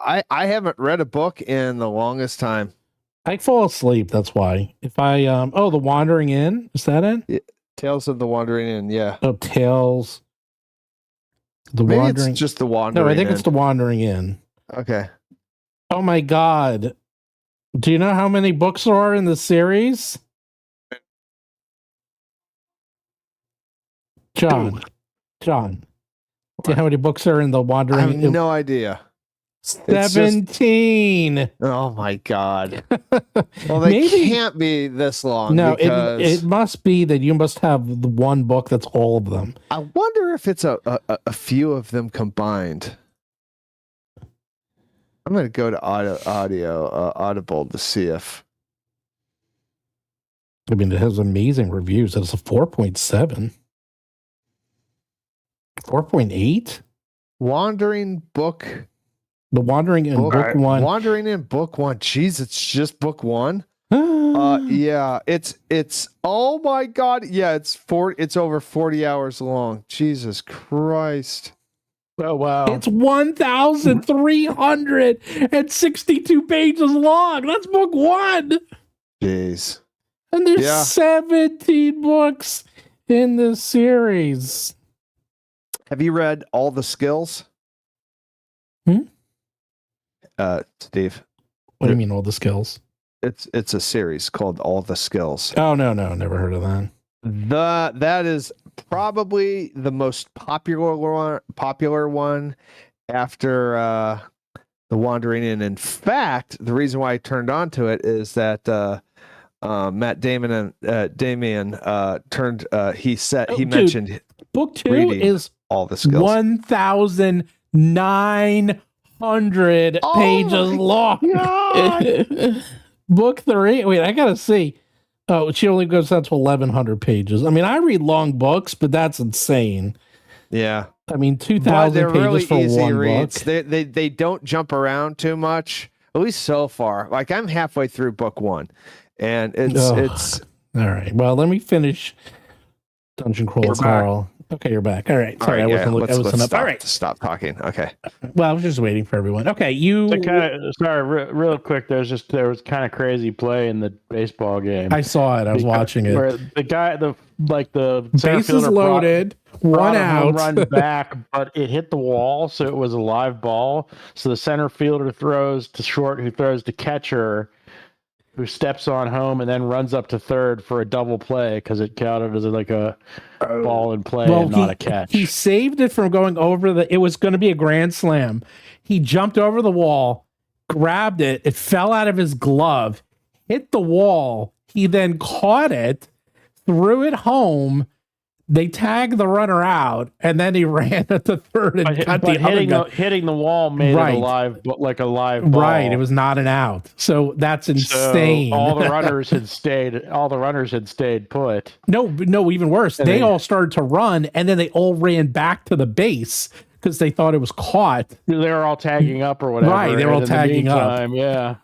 I've never seen that. It's like they took them like a good 10 minutes to figure out what the hell was going on. And since it's a playoff game and there was bases loaded, they weren't going to take any chances, which is good. And that's the rule. It's they did it right. And it's kind of insane. Actually, it was which game is that? This was Brewers Dodgers. Yeah, and it was the Dodgers that had the bases loaded. It's almost a grand slam. Instead, it's no runs. All right, Wow. You walk in.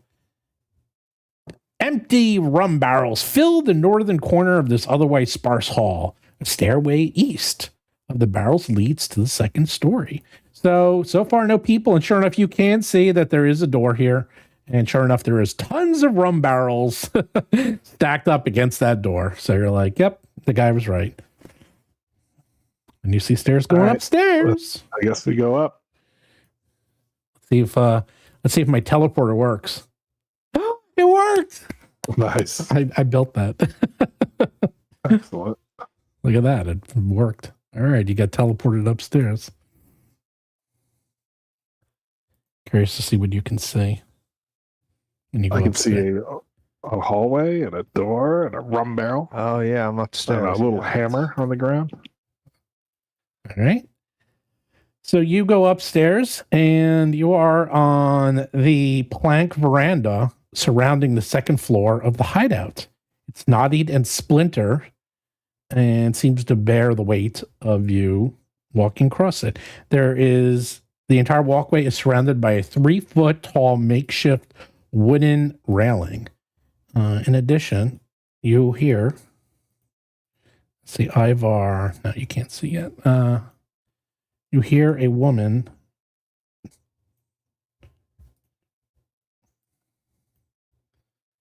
moving you, Jason. You're going slow. Sorry. Is that you hear to the south of you? You hear a woman talking to someone, like over here. Sneaker sneak.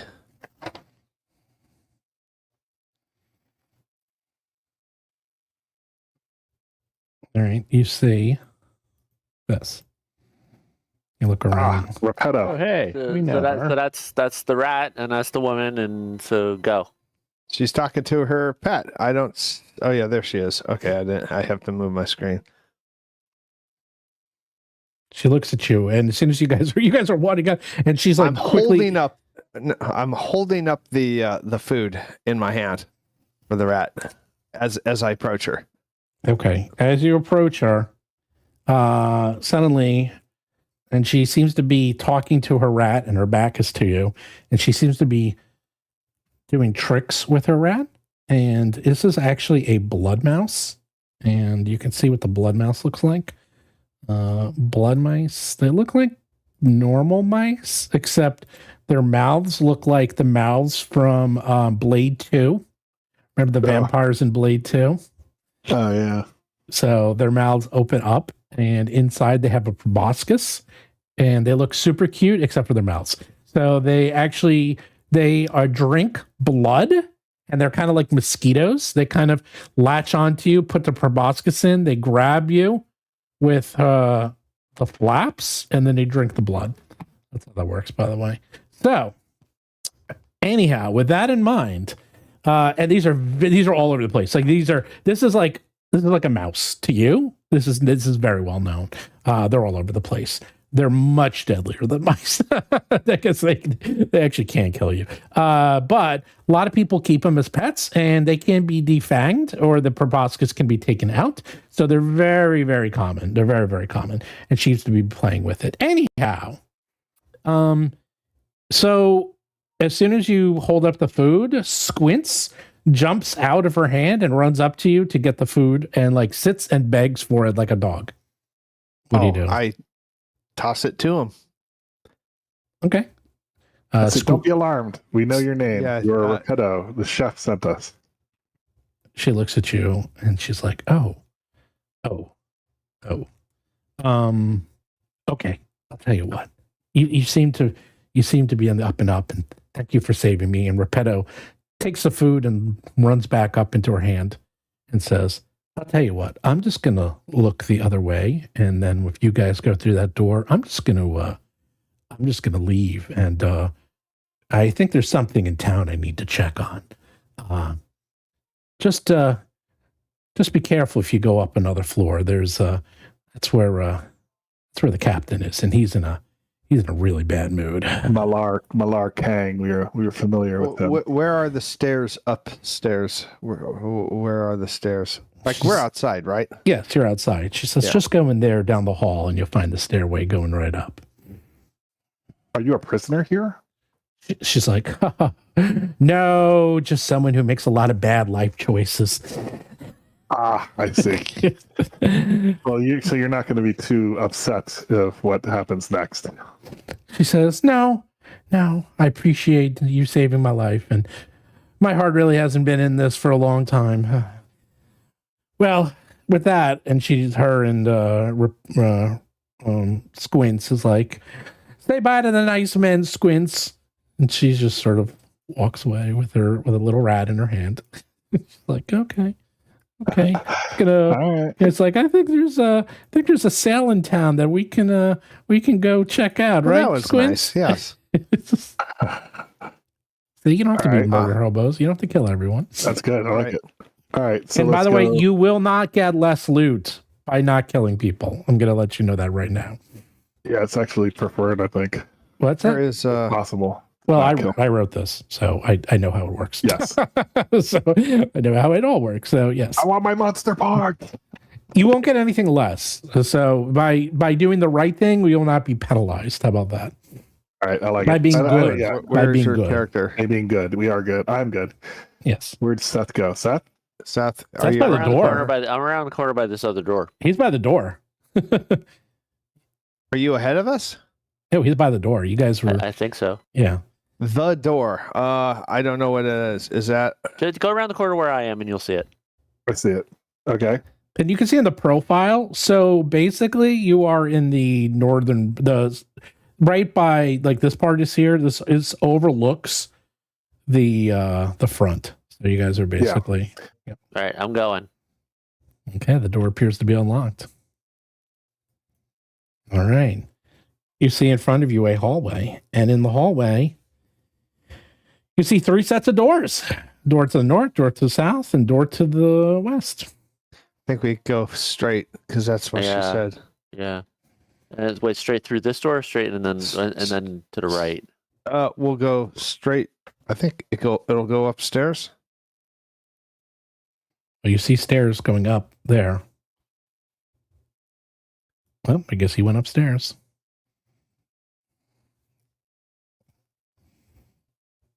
Jason, you playing? Stop. Paused.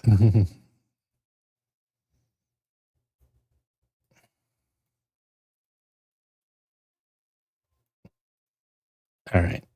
Because as soon as you go in,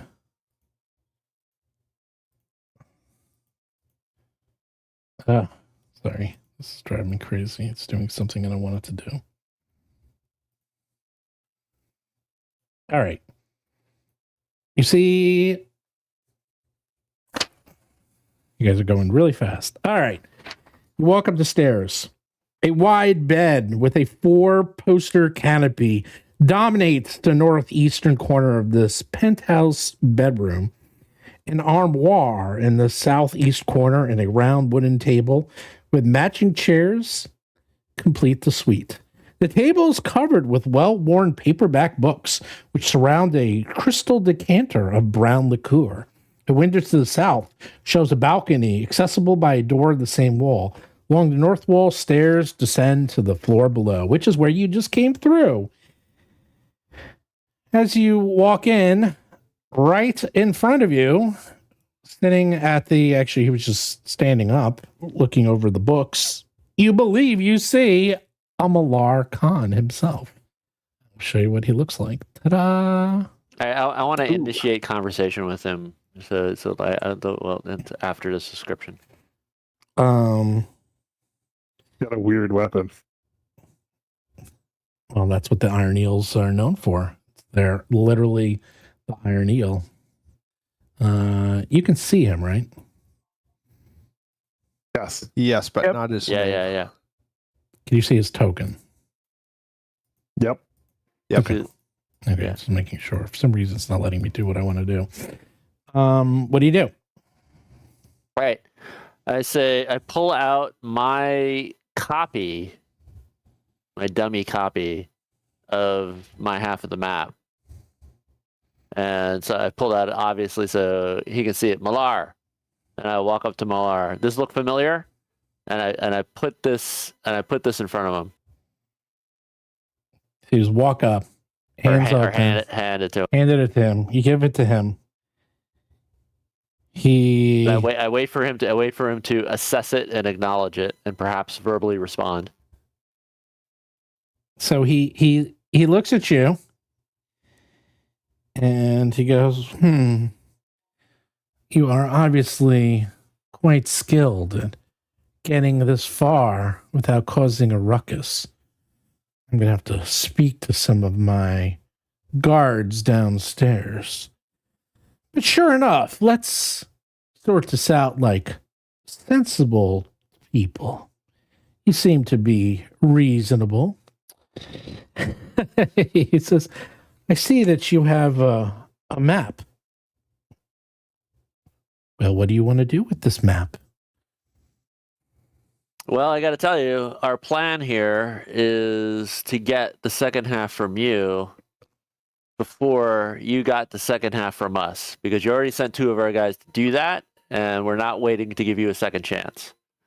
So unless you got, I'm going to give you 1 chance to respond and tell us why we shouldn't just kill you right now, ransack your place, and find the second half of the map and be on our way. He looks at you and he just smiles and laughs. It's like, I like you. I'll tell you what. How about this?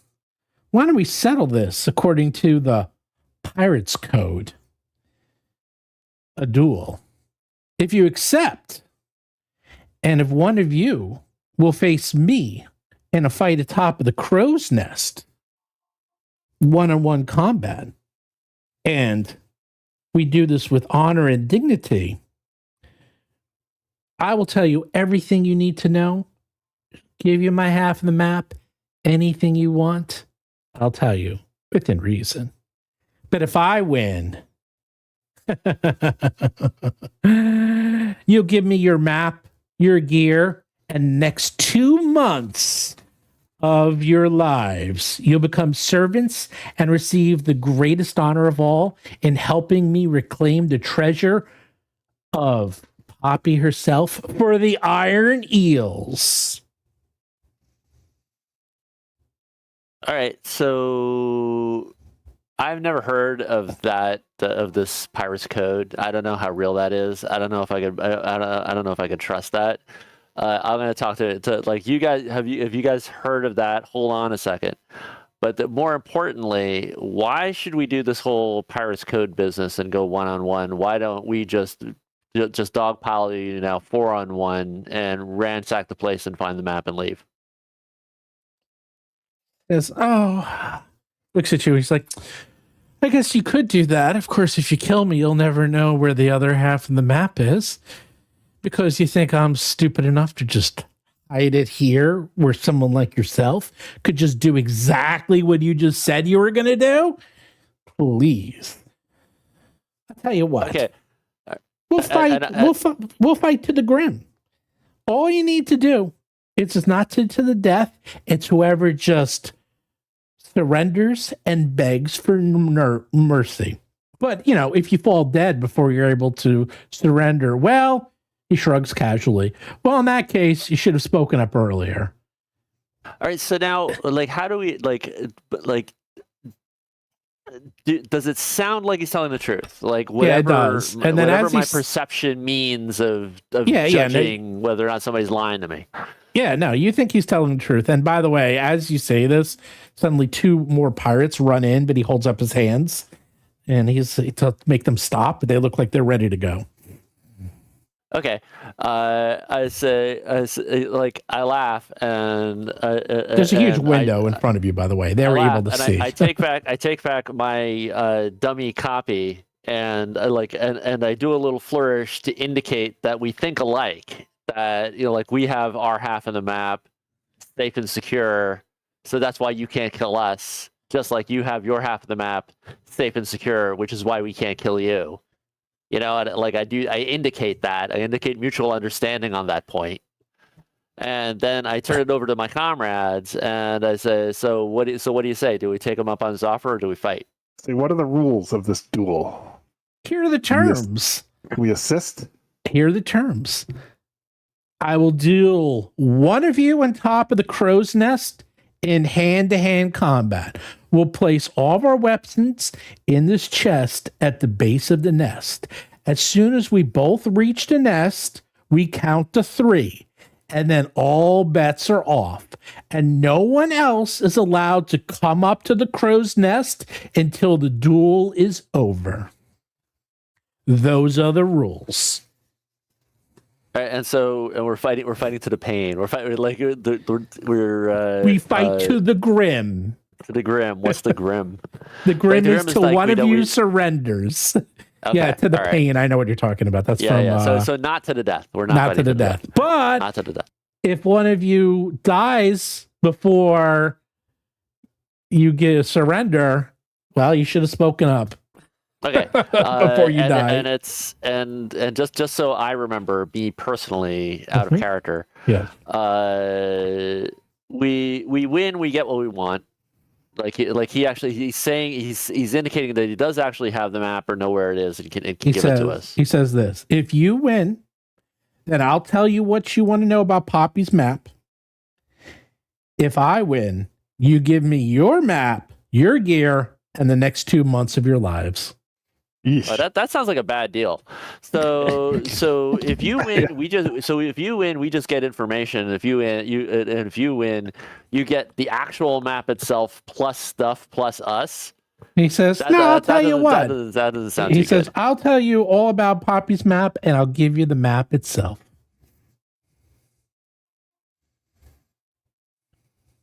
Wow. Can we use spells? I'll tell you what.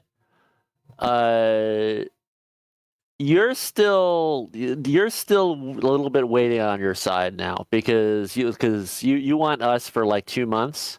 I'll tell you what. How does this sound, guys? He guarantees that he gets us. We beat him. He guarantees he gets us to half the map, plus 2 favors from his crew that we can call in at any time. And that'll even it out for the 2 months of service that we give you if we lose. It's getting too complex. What do you want to do? We want to have two favors. Favors, yeah. He owes us 2 favors. Like he wants 2 months from us if we lose. I want 2 favors from him if he loses. Plus the map. Plus a guarantee of giving us the map. He looks at you. He says, "Deal," and he spits on his hand and puts it out. Free to All shake. right. I take his hand and Like shake. Q, you think you can take him? All right. And you take him? I'm a tough fighter. I am. You a tough are. You are fighter. tough. You are I tough. am a tough He's fighter. like, come on outside, and then Are we they're all all. what? I honestly don't know if I can take him. I actually don't know if I can take him. But I think it's hand-to-hand combat, right? You guys are all magic guys, so it's Yeah. kinda Well, cool I'm no a matter what, war right? priest, but yeah, I think you're best suited for a bare knuckle Kind of brawl. down to you by default. I'm like, I could cheat. I could just phase out and turn my Eldamon loose on him, but that's probably right. not really the spirit of the thing. So here's what happens: is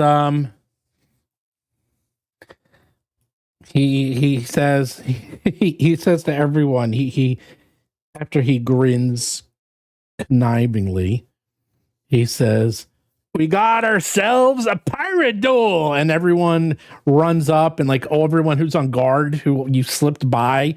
5 pirates come here, so now it's 6 against 4. By the way, so fighting probably was not a good idea. Now. Well, now because you left them all alive. So he says, "All right, here is the treasure chest," and he opens up the chest and he takes his weapons and he puts them all in, including his really cool looking weapon, his thing. iron eel. It's literally the skeleton of an eel, and in the eel you can see there's metal spikes. So it's nasty, and That is nasty. it is nasty. And sorry that you guys all go here. Actually, I'm going to move you all at the same time just to make it easier. Should have claimed his weapon. There we go. So you guys are actually here.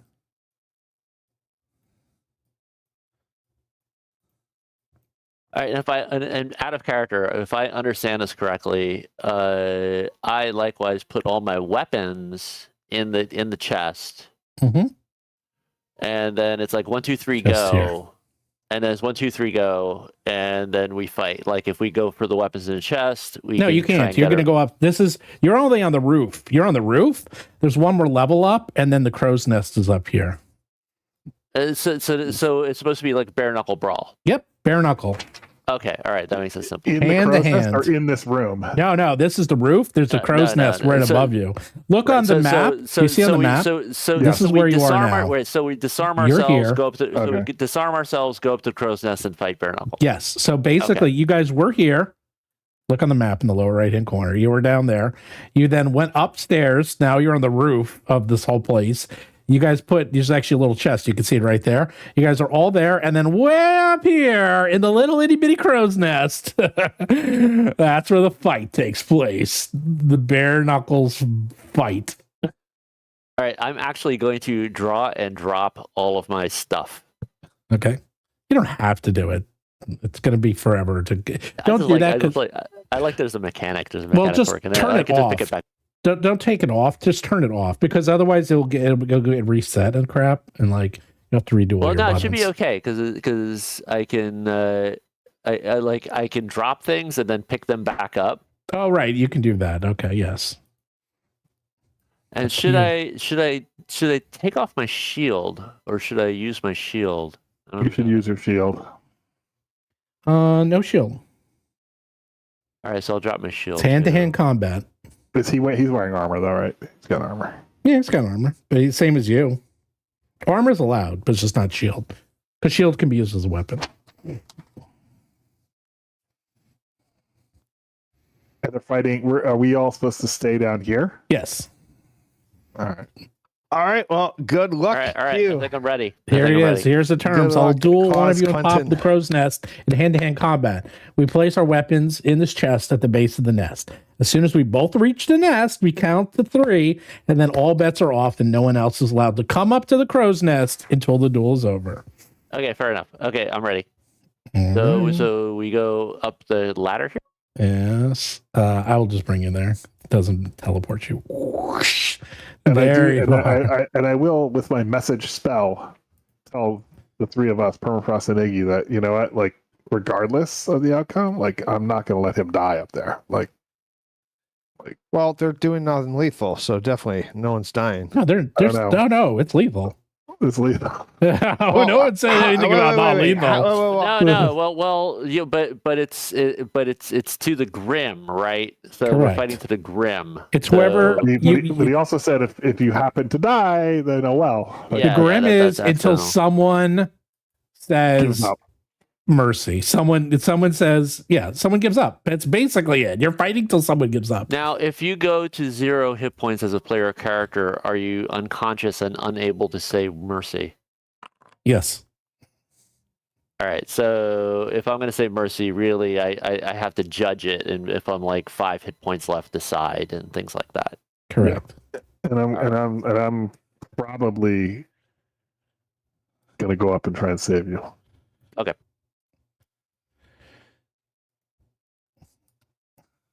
Like if he comes down and you don't come down and there's no noise, like I'm assuming that you're dying. Okay. All right. Are you guys? How high is the crow's nest above the floor beneath it? How high is the crow's nest? Yeah. That is an excellent question. It looks like it's about. I wonder if I could just try to throw him off the crow's nest and win. Yeah, you could. It is pretty far, actually. They do have this here. Where is that?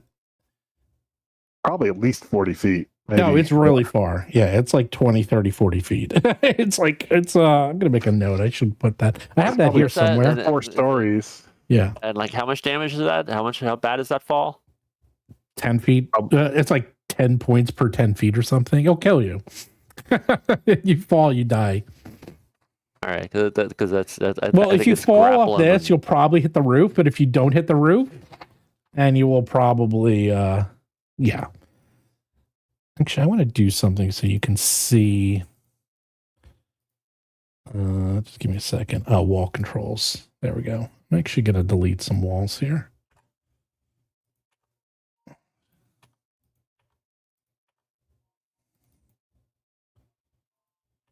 You can watch the fight.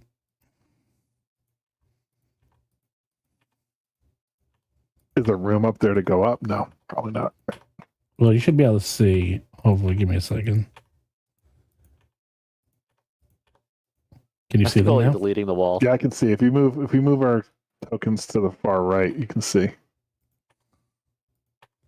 There we go. I deleted the walls. Yep, I can see. All right, so everybody can see what's going on.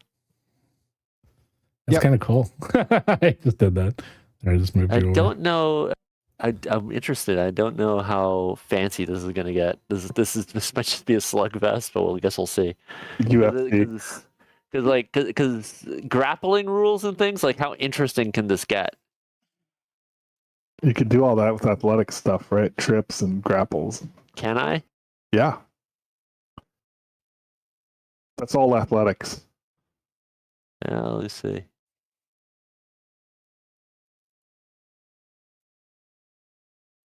We got to keep an eye on these other pirates and make sure they don't cheat. I have shove. I have reposition. Well, how about this? If we're only going to go till 10, and I don't know if we'll finish a fight in 20 minutes. Oh, this would, Yeah, that's a we good should call idea. it. Why don't we call it, and you could do a little bit of research on fighting bare knuckled, grapple, and all that fun stuff. Actually, actually, just looking at it now, it's looking very straightforward. Let's start the fight next time, but I think I got it. Okay. If you look in Archives of Nethys for under athletics, it'll show you. Right, and it's actually just bringing up the skills. Tab just on this, Yep. it brings it all up. Mm-hmm. Yeah, it's like reposition. If I succeed, it's move the target up to 5 feet. A critical success, move them up to 10 feet. All right, this is pretty good. Trip is good usually too. Yeah, I got trip. Yeah, it's athletics against fortitude DC. I think I'm going to be grappling a lot, and hopefully it'll be okay. Because my fortitude DC is very high, and my athletics is very high. So I think I'm going to try. I think I'm going to try to grapple him and throw him. Hopefully he's off. not. Hopefully he's not level 4. Yeah. Yeah, that's a concern of mine. What level is he? I wouldn't worry. What do you guys think? Excellent. Great. Love it. Pretty good. Yeah, very good. And this is all set up for a good climactic attack. Well, it's interesting because I definitely wanted to set up that it's because how many times do you go into these things and it's just like, oh, I see the bad guy and I fight him and then you kill him. But I wanted to set it up that I'm doing everything against against norm. And you guys are obviously into that. I mean, you guys know how we run and how we play. Yeah. But it's like, okay, in real life, would you really just go in and kill the guy? No, he's a pirate. We're going to do a pirate duel with you. He'd rather do that. And this is more. Yeah, it's a parlay. It's basically parlay. It's like, okay, let's parlay. Let's fight. Let's see who wins. And if one of you dies, so be it. If not, but it's also, I think, more fun to do something like this than just, oh, we fight, we kill the guy. Like this is. You're up in the air. I do have it. I forgot. I got to find it. I don't know where I put it.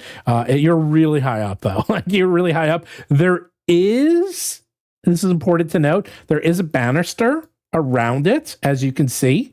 So it is kind of safe. So it's a little tough. And you guys, but he's short, by the way. He's small in size. You're medium size, so he's going to be a little tougher to push over because he's right at the edge. Like it's actually perfect size for him. For you, it's only 3 feet tall. It's actually a little easier for you to fall over than him.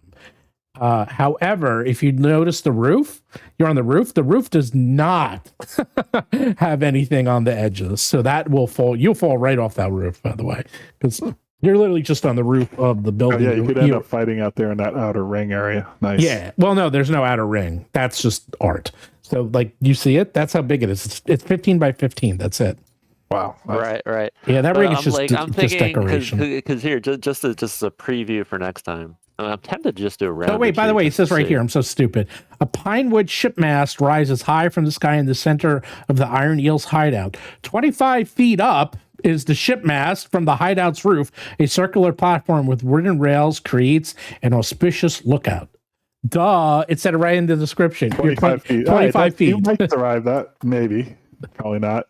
I forgot it. I'm tempted just to try it. So here we got 15 minutes. You want to like do a couple of rounds? I don't want to start and like keep going. Okay. Just Yeah, it's because gonna... I think what I want to try to do is trip him and get him prone. He's off guard. That puts him at a disadvantage to attack, and it gives me an advantage to hit. And reposition on a success is move the person 5 feet. So if I got his back to the wall, and shove is like the same thing. You take bludgeoning damage equal to half the distance you fell. So that's the damage.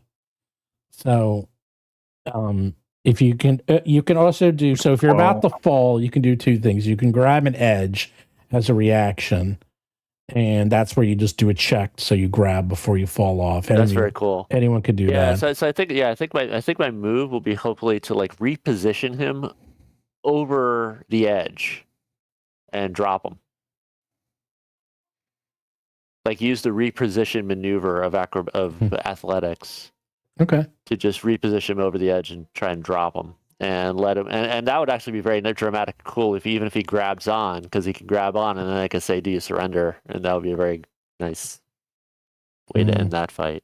And hopefully have not that happen to me. Exactly. That's the other problem. Well, that's the thing. Whoever wins the roll. Exactly. Which will be interesting because you can use a hero point to re-roll your initiative. That's true. That's true. So, all right. So next week we can find out if you die a horrible death, falling to your death. You actually I do have a hero point left. Can we do the initiative? Well, you have 2 hero points. Oh no, you have 1. Well, you'll have 1 next week. You'll have 1 next week. That's true. But I want to use the one this time. And exactly. All or nothing. Nope. Yep. You're gonna use it. We're gonna start clean. We're gonna start. All right, so we're gonna I start clean. don't get the extra bonus hero point. Basically. Well, maybe if you No. do the No. if you do the recap next week, maybe you'll get the extra hero point. Oh, there you go. If you right, do you the can full re- All right, recap, fair you'll enough. get the hero point. All Whoever right, does the right, recap gets a hero point from now on. How Nice. about that? A good recap, not just saying, "Oh, we did stuff." That doesn't count. Exactly. Fair enough. I took a lot of notes, so I could A probably do good that. full recap gets an extra hero point All right. So the 20th. next If Monday. that's next Monday. Yeah. Yeah, that's cool. Can we start at 7? Do 7 and 10 again? Probably. Oh, seven was Probably. awesome. Well, It was only really because good. I It was was really around. good. I was around, so I can All probably right. Well, do it earlier. hopefully we can, because I got to tell you,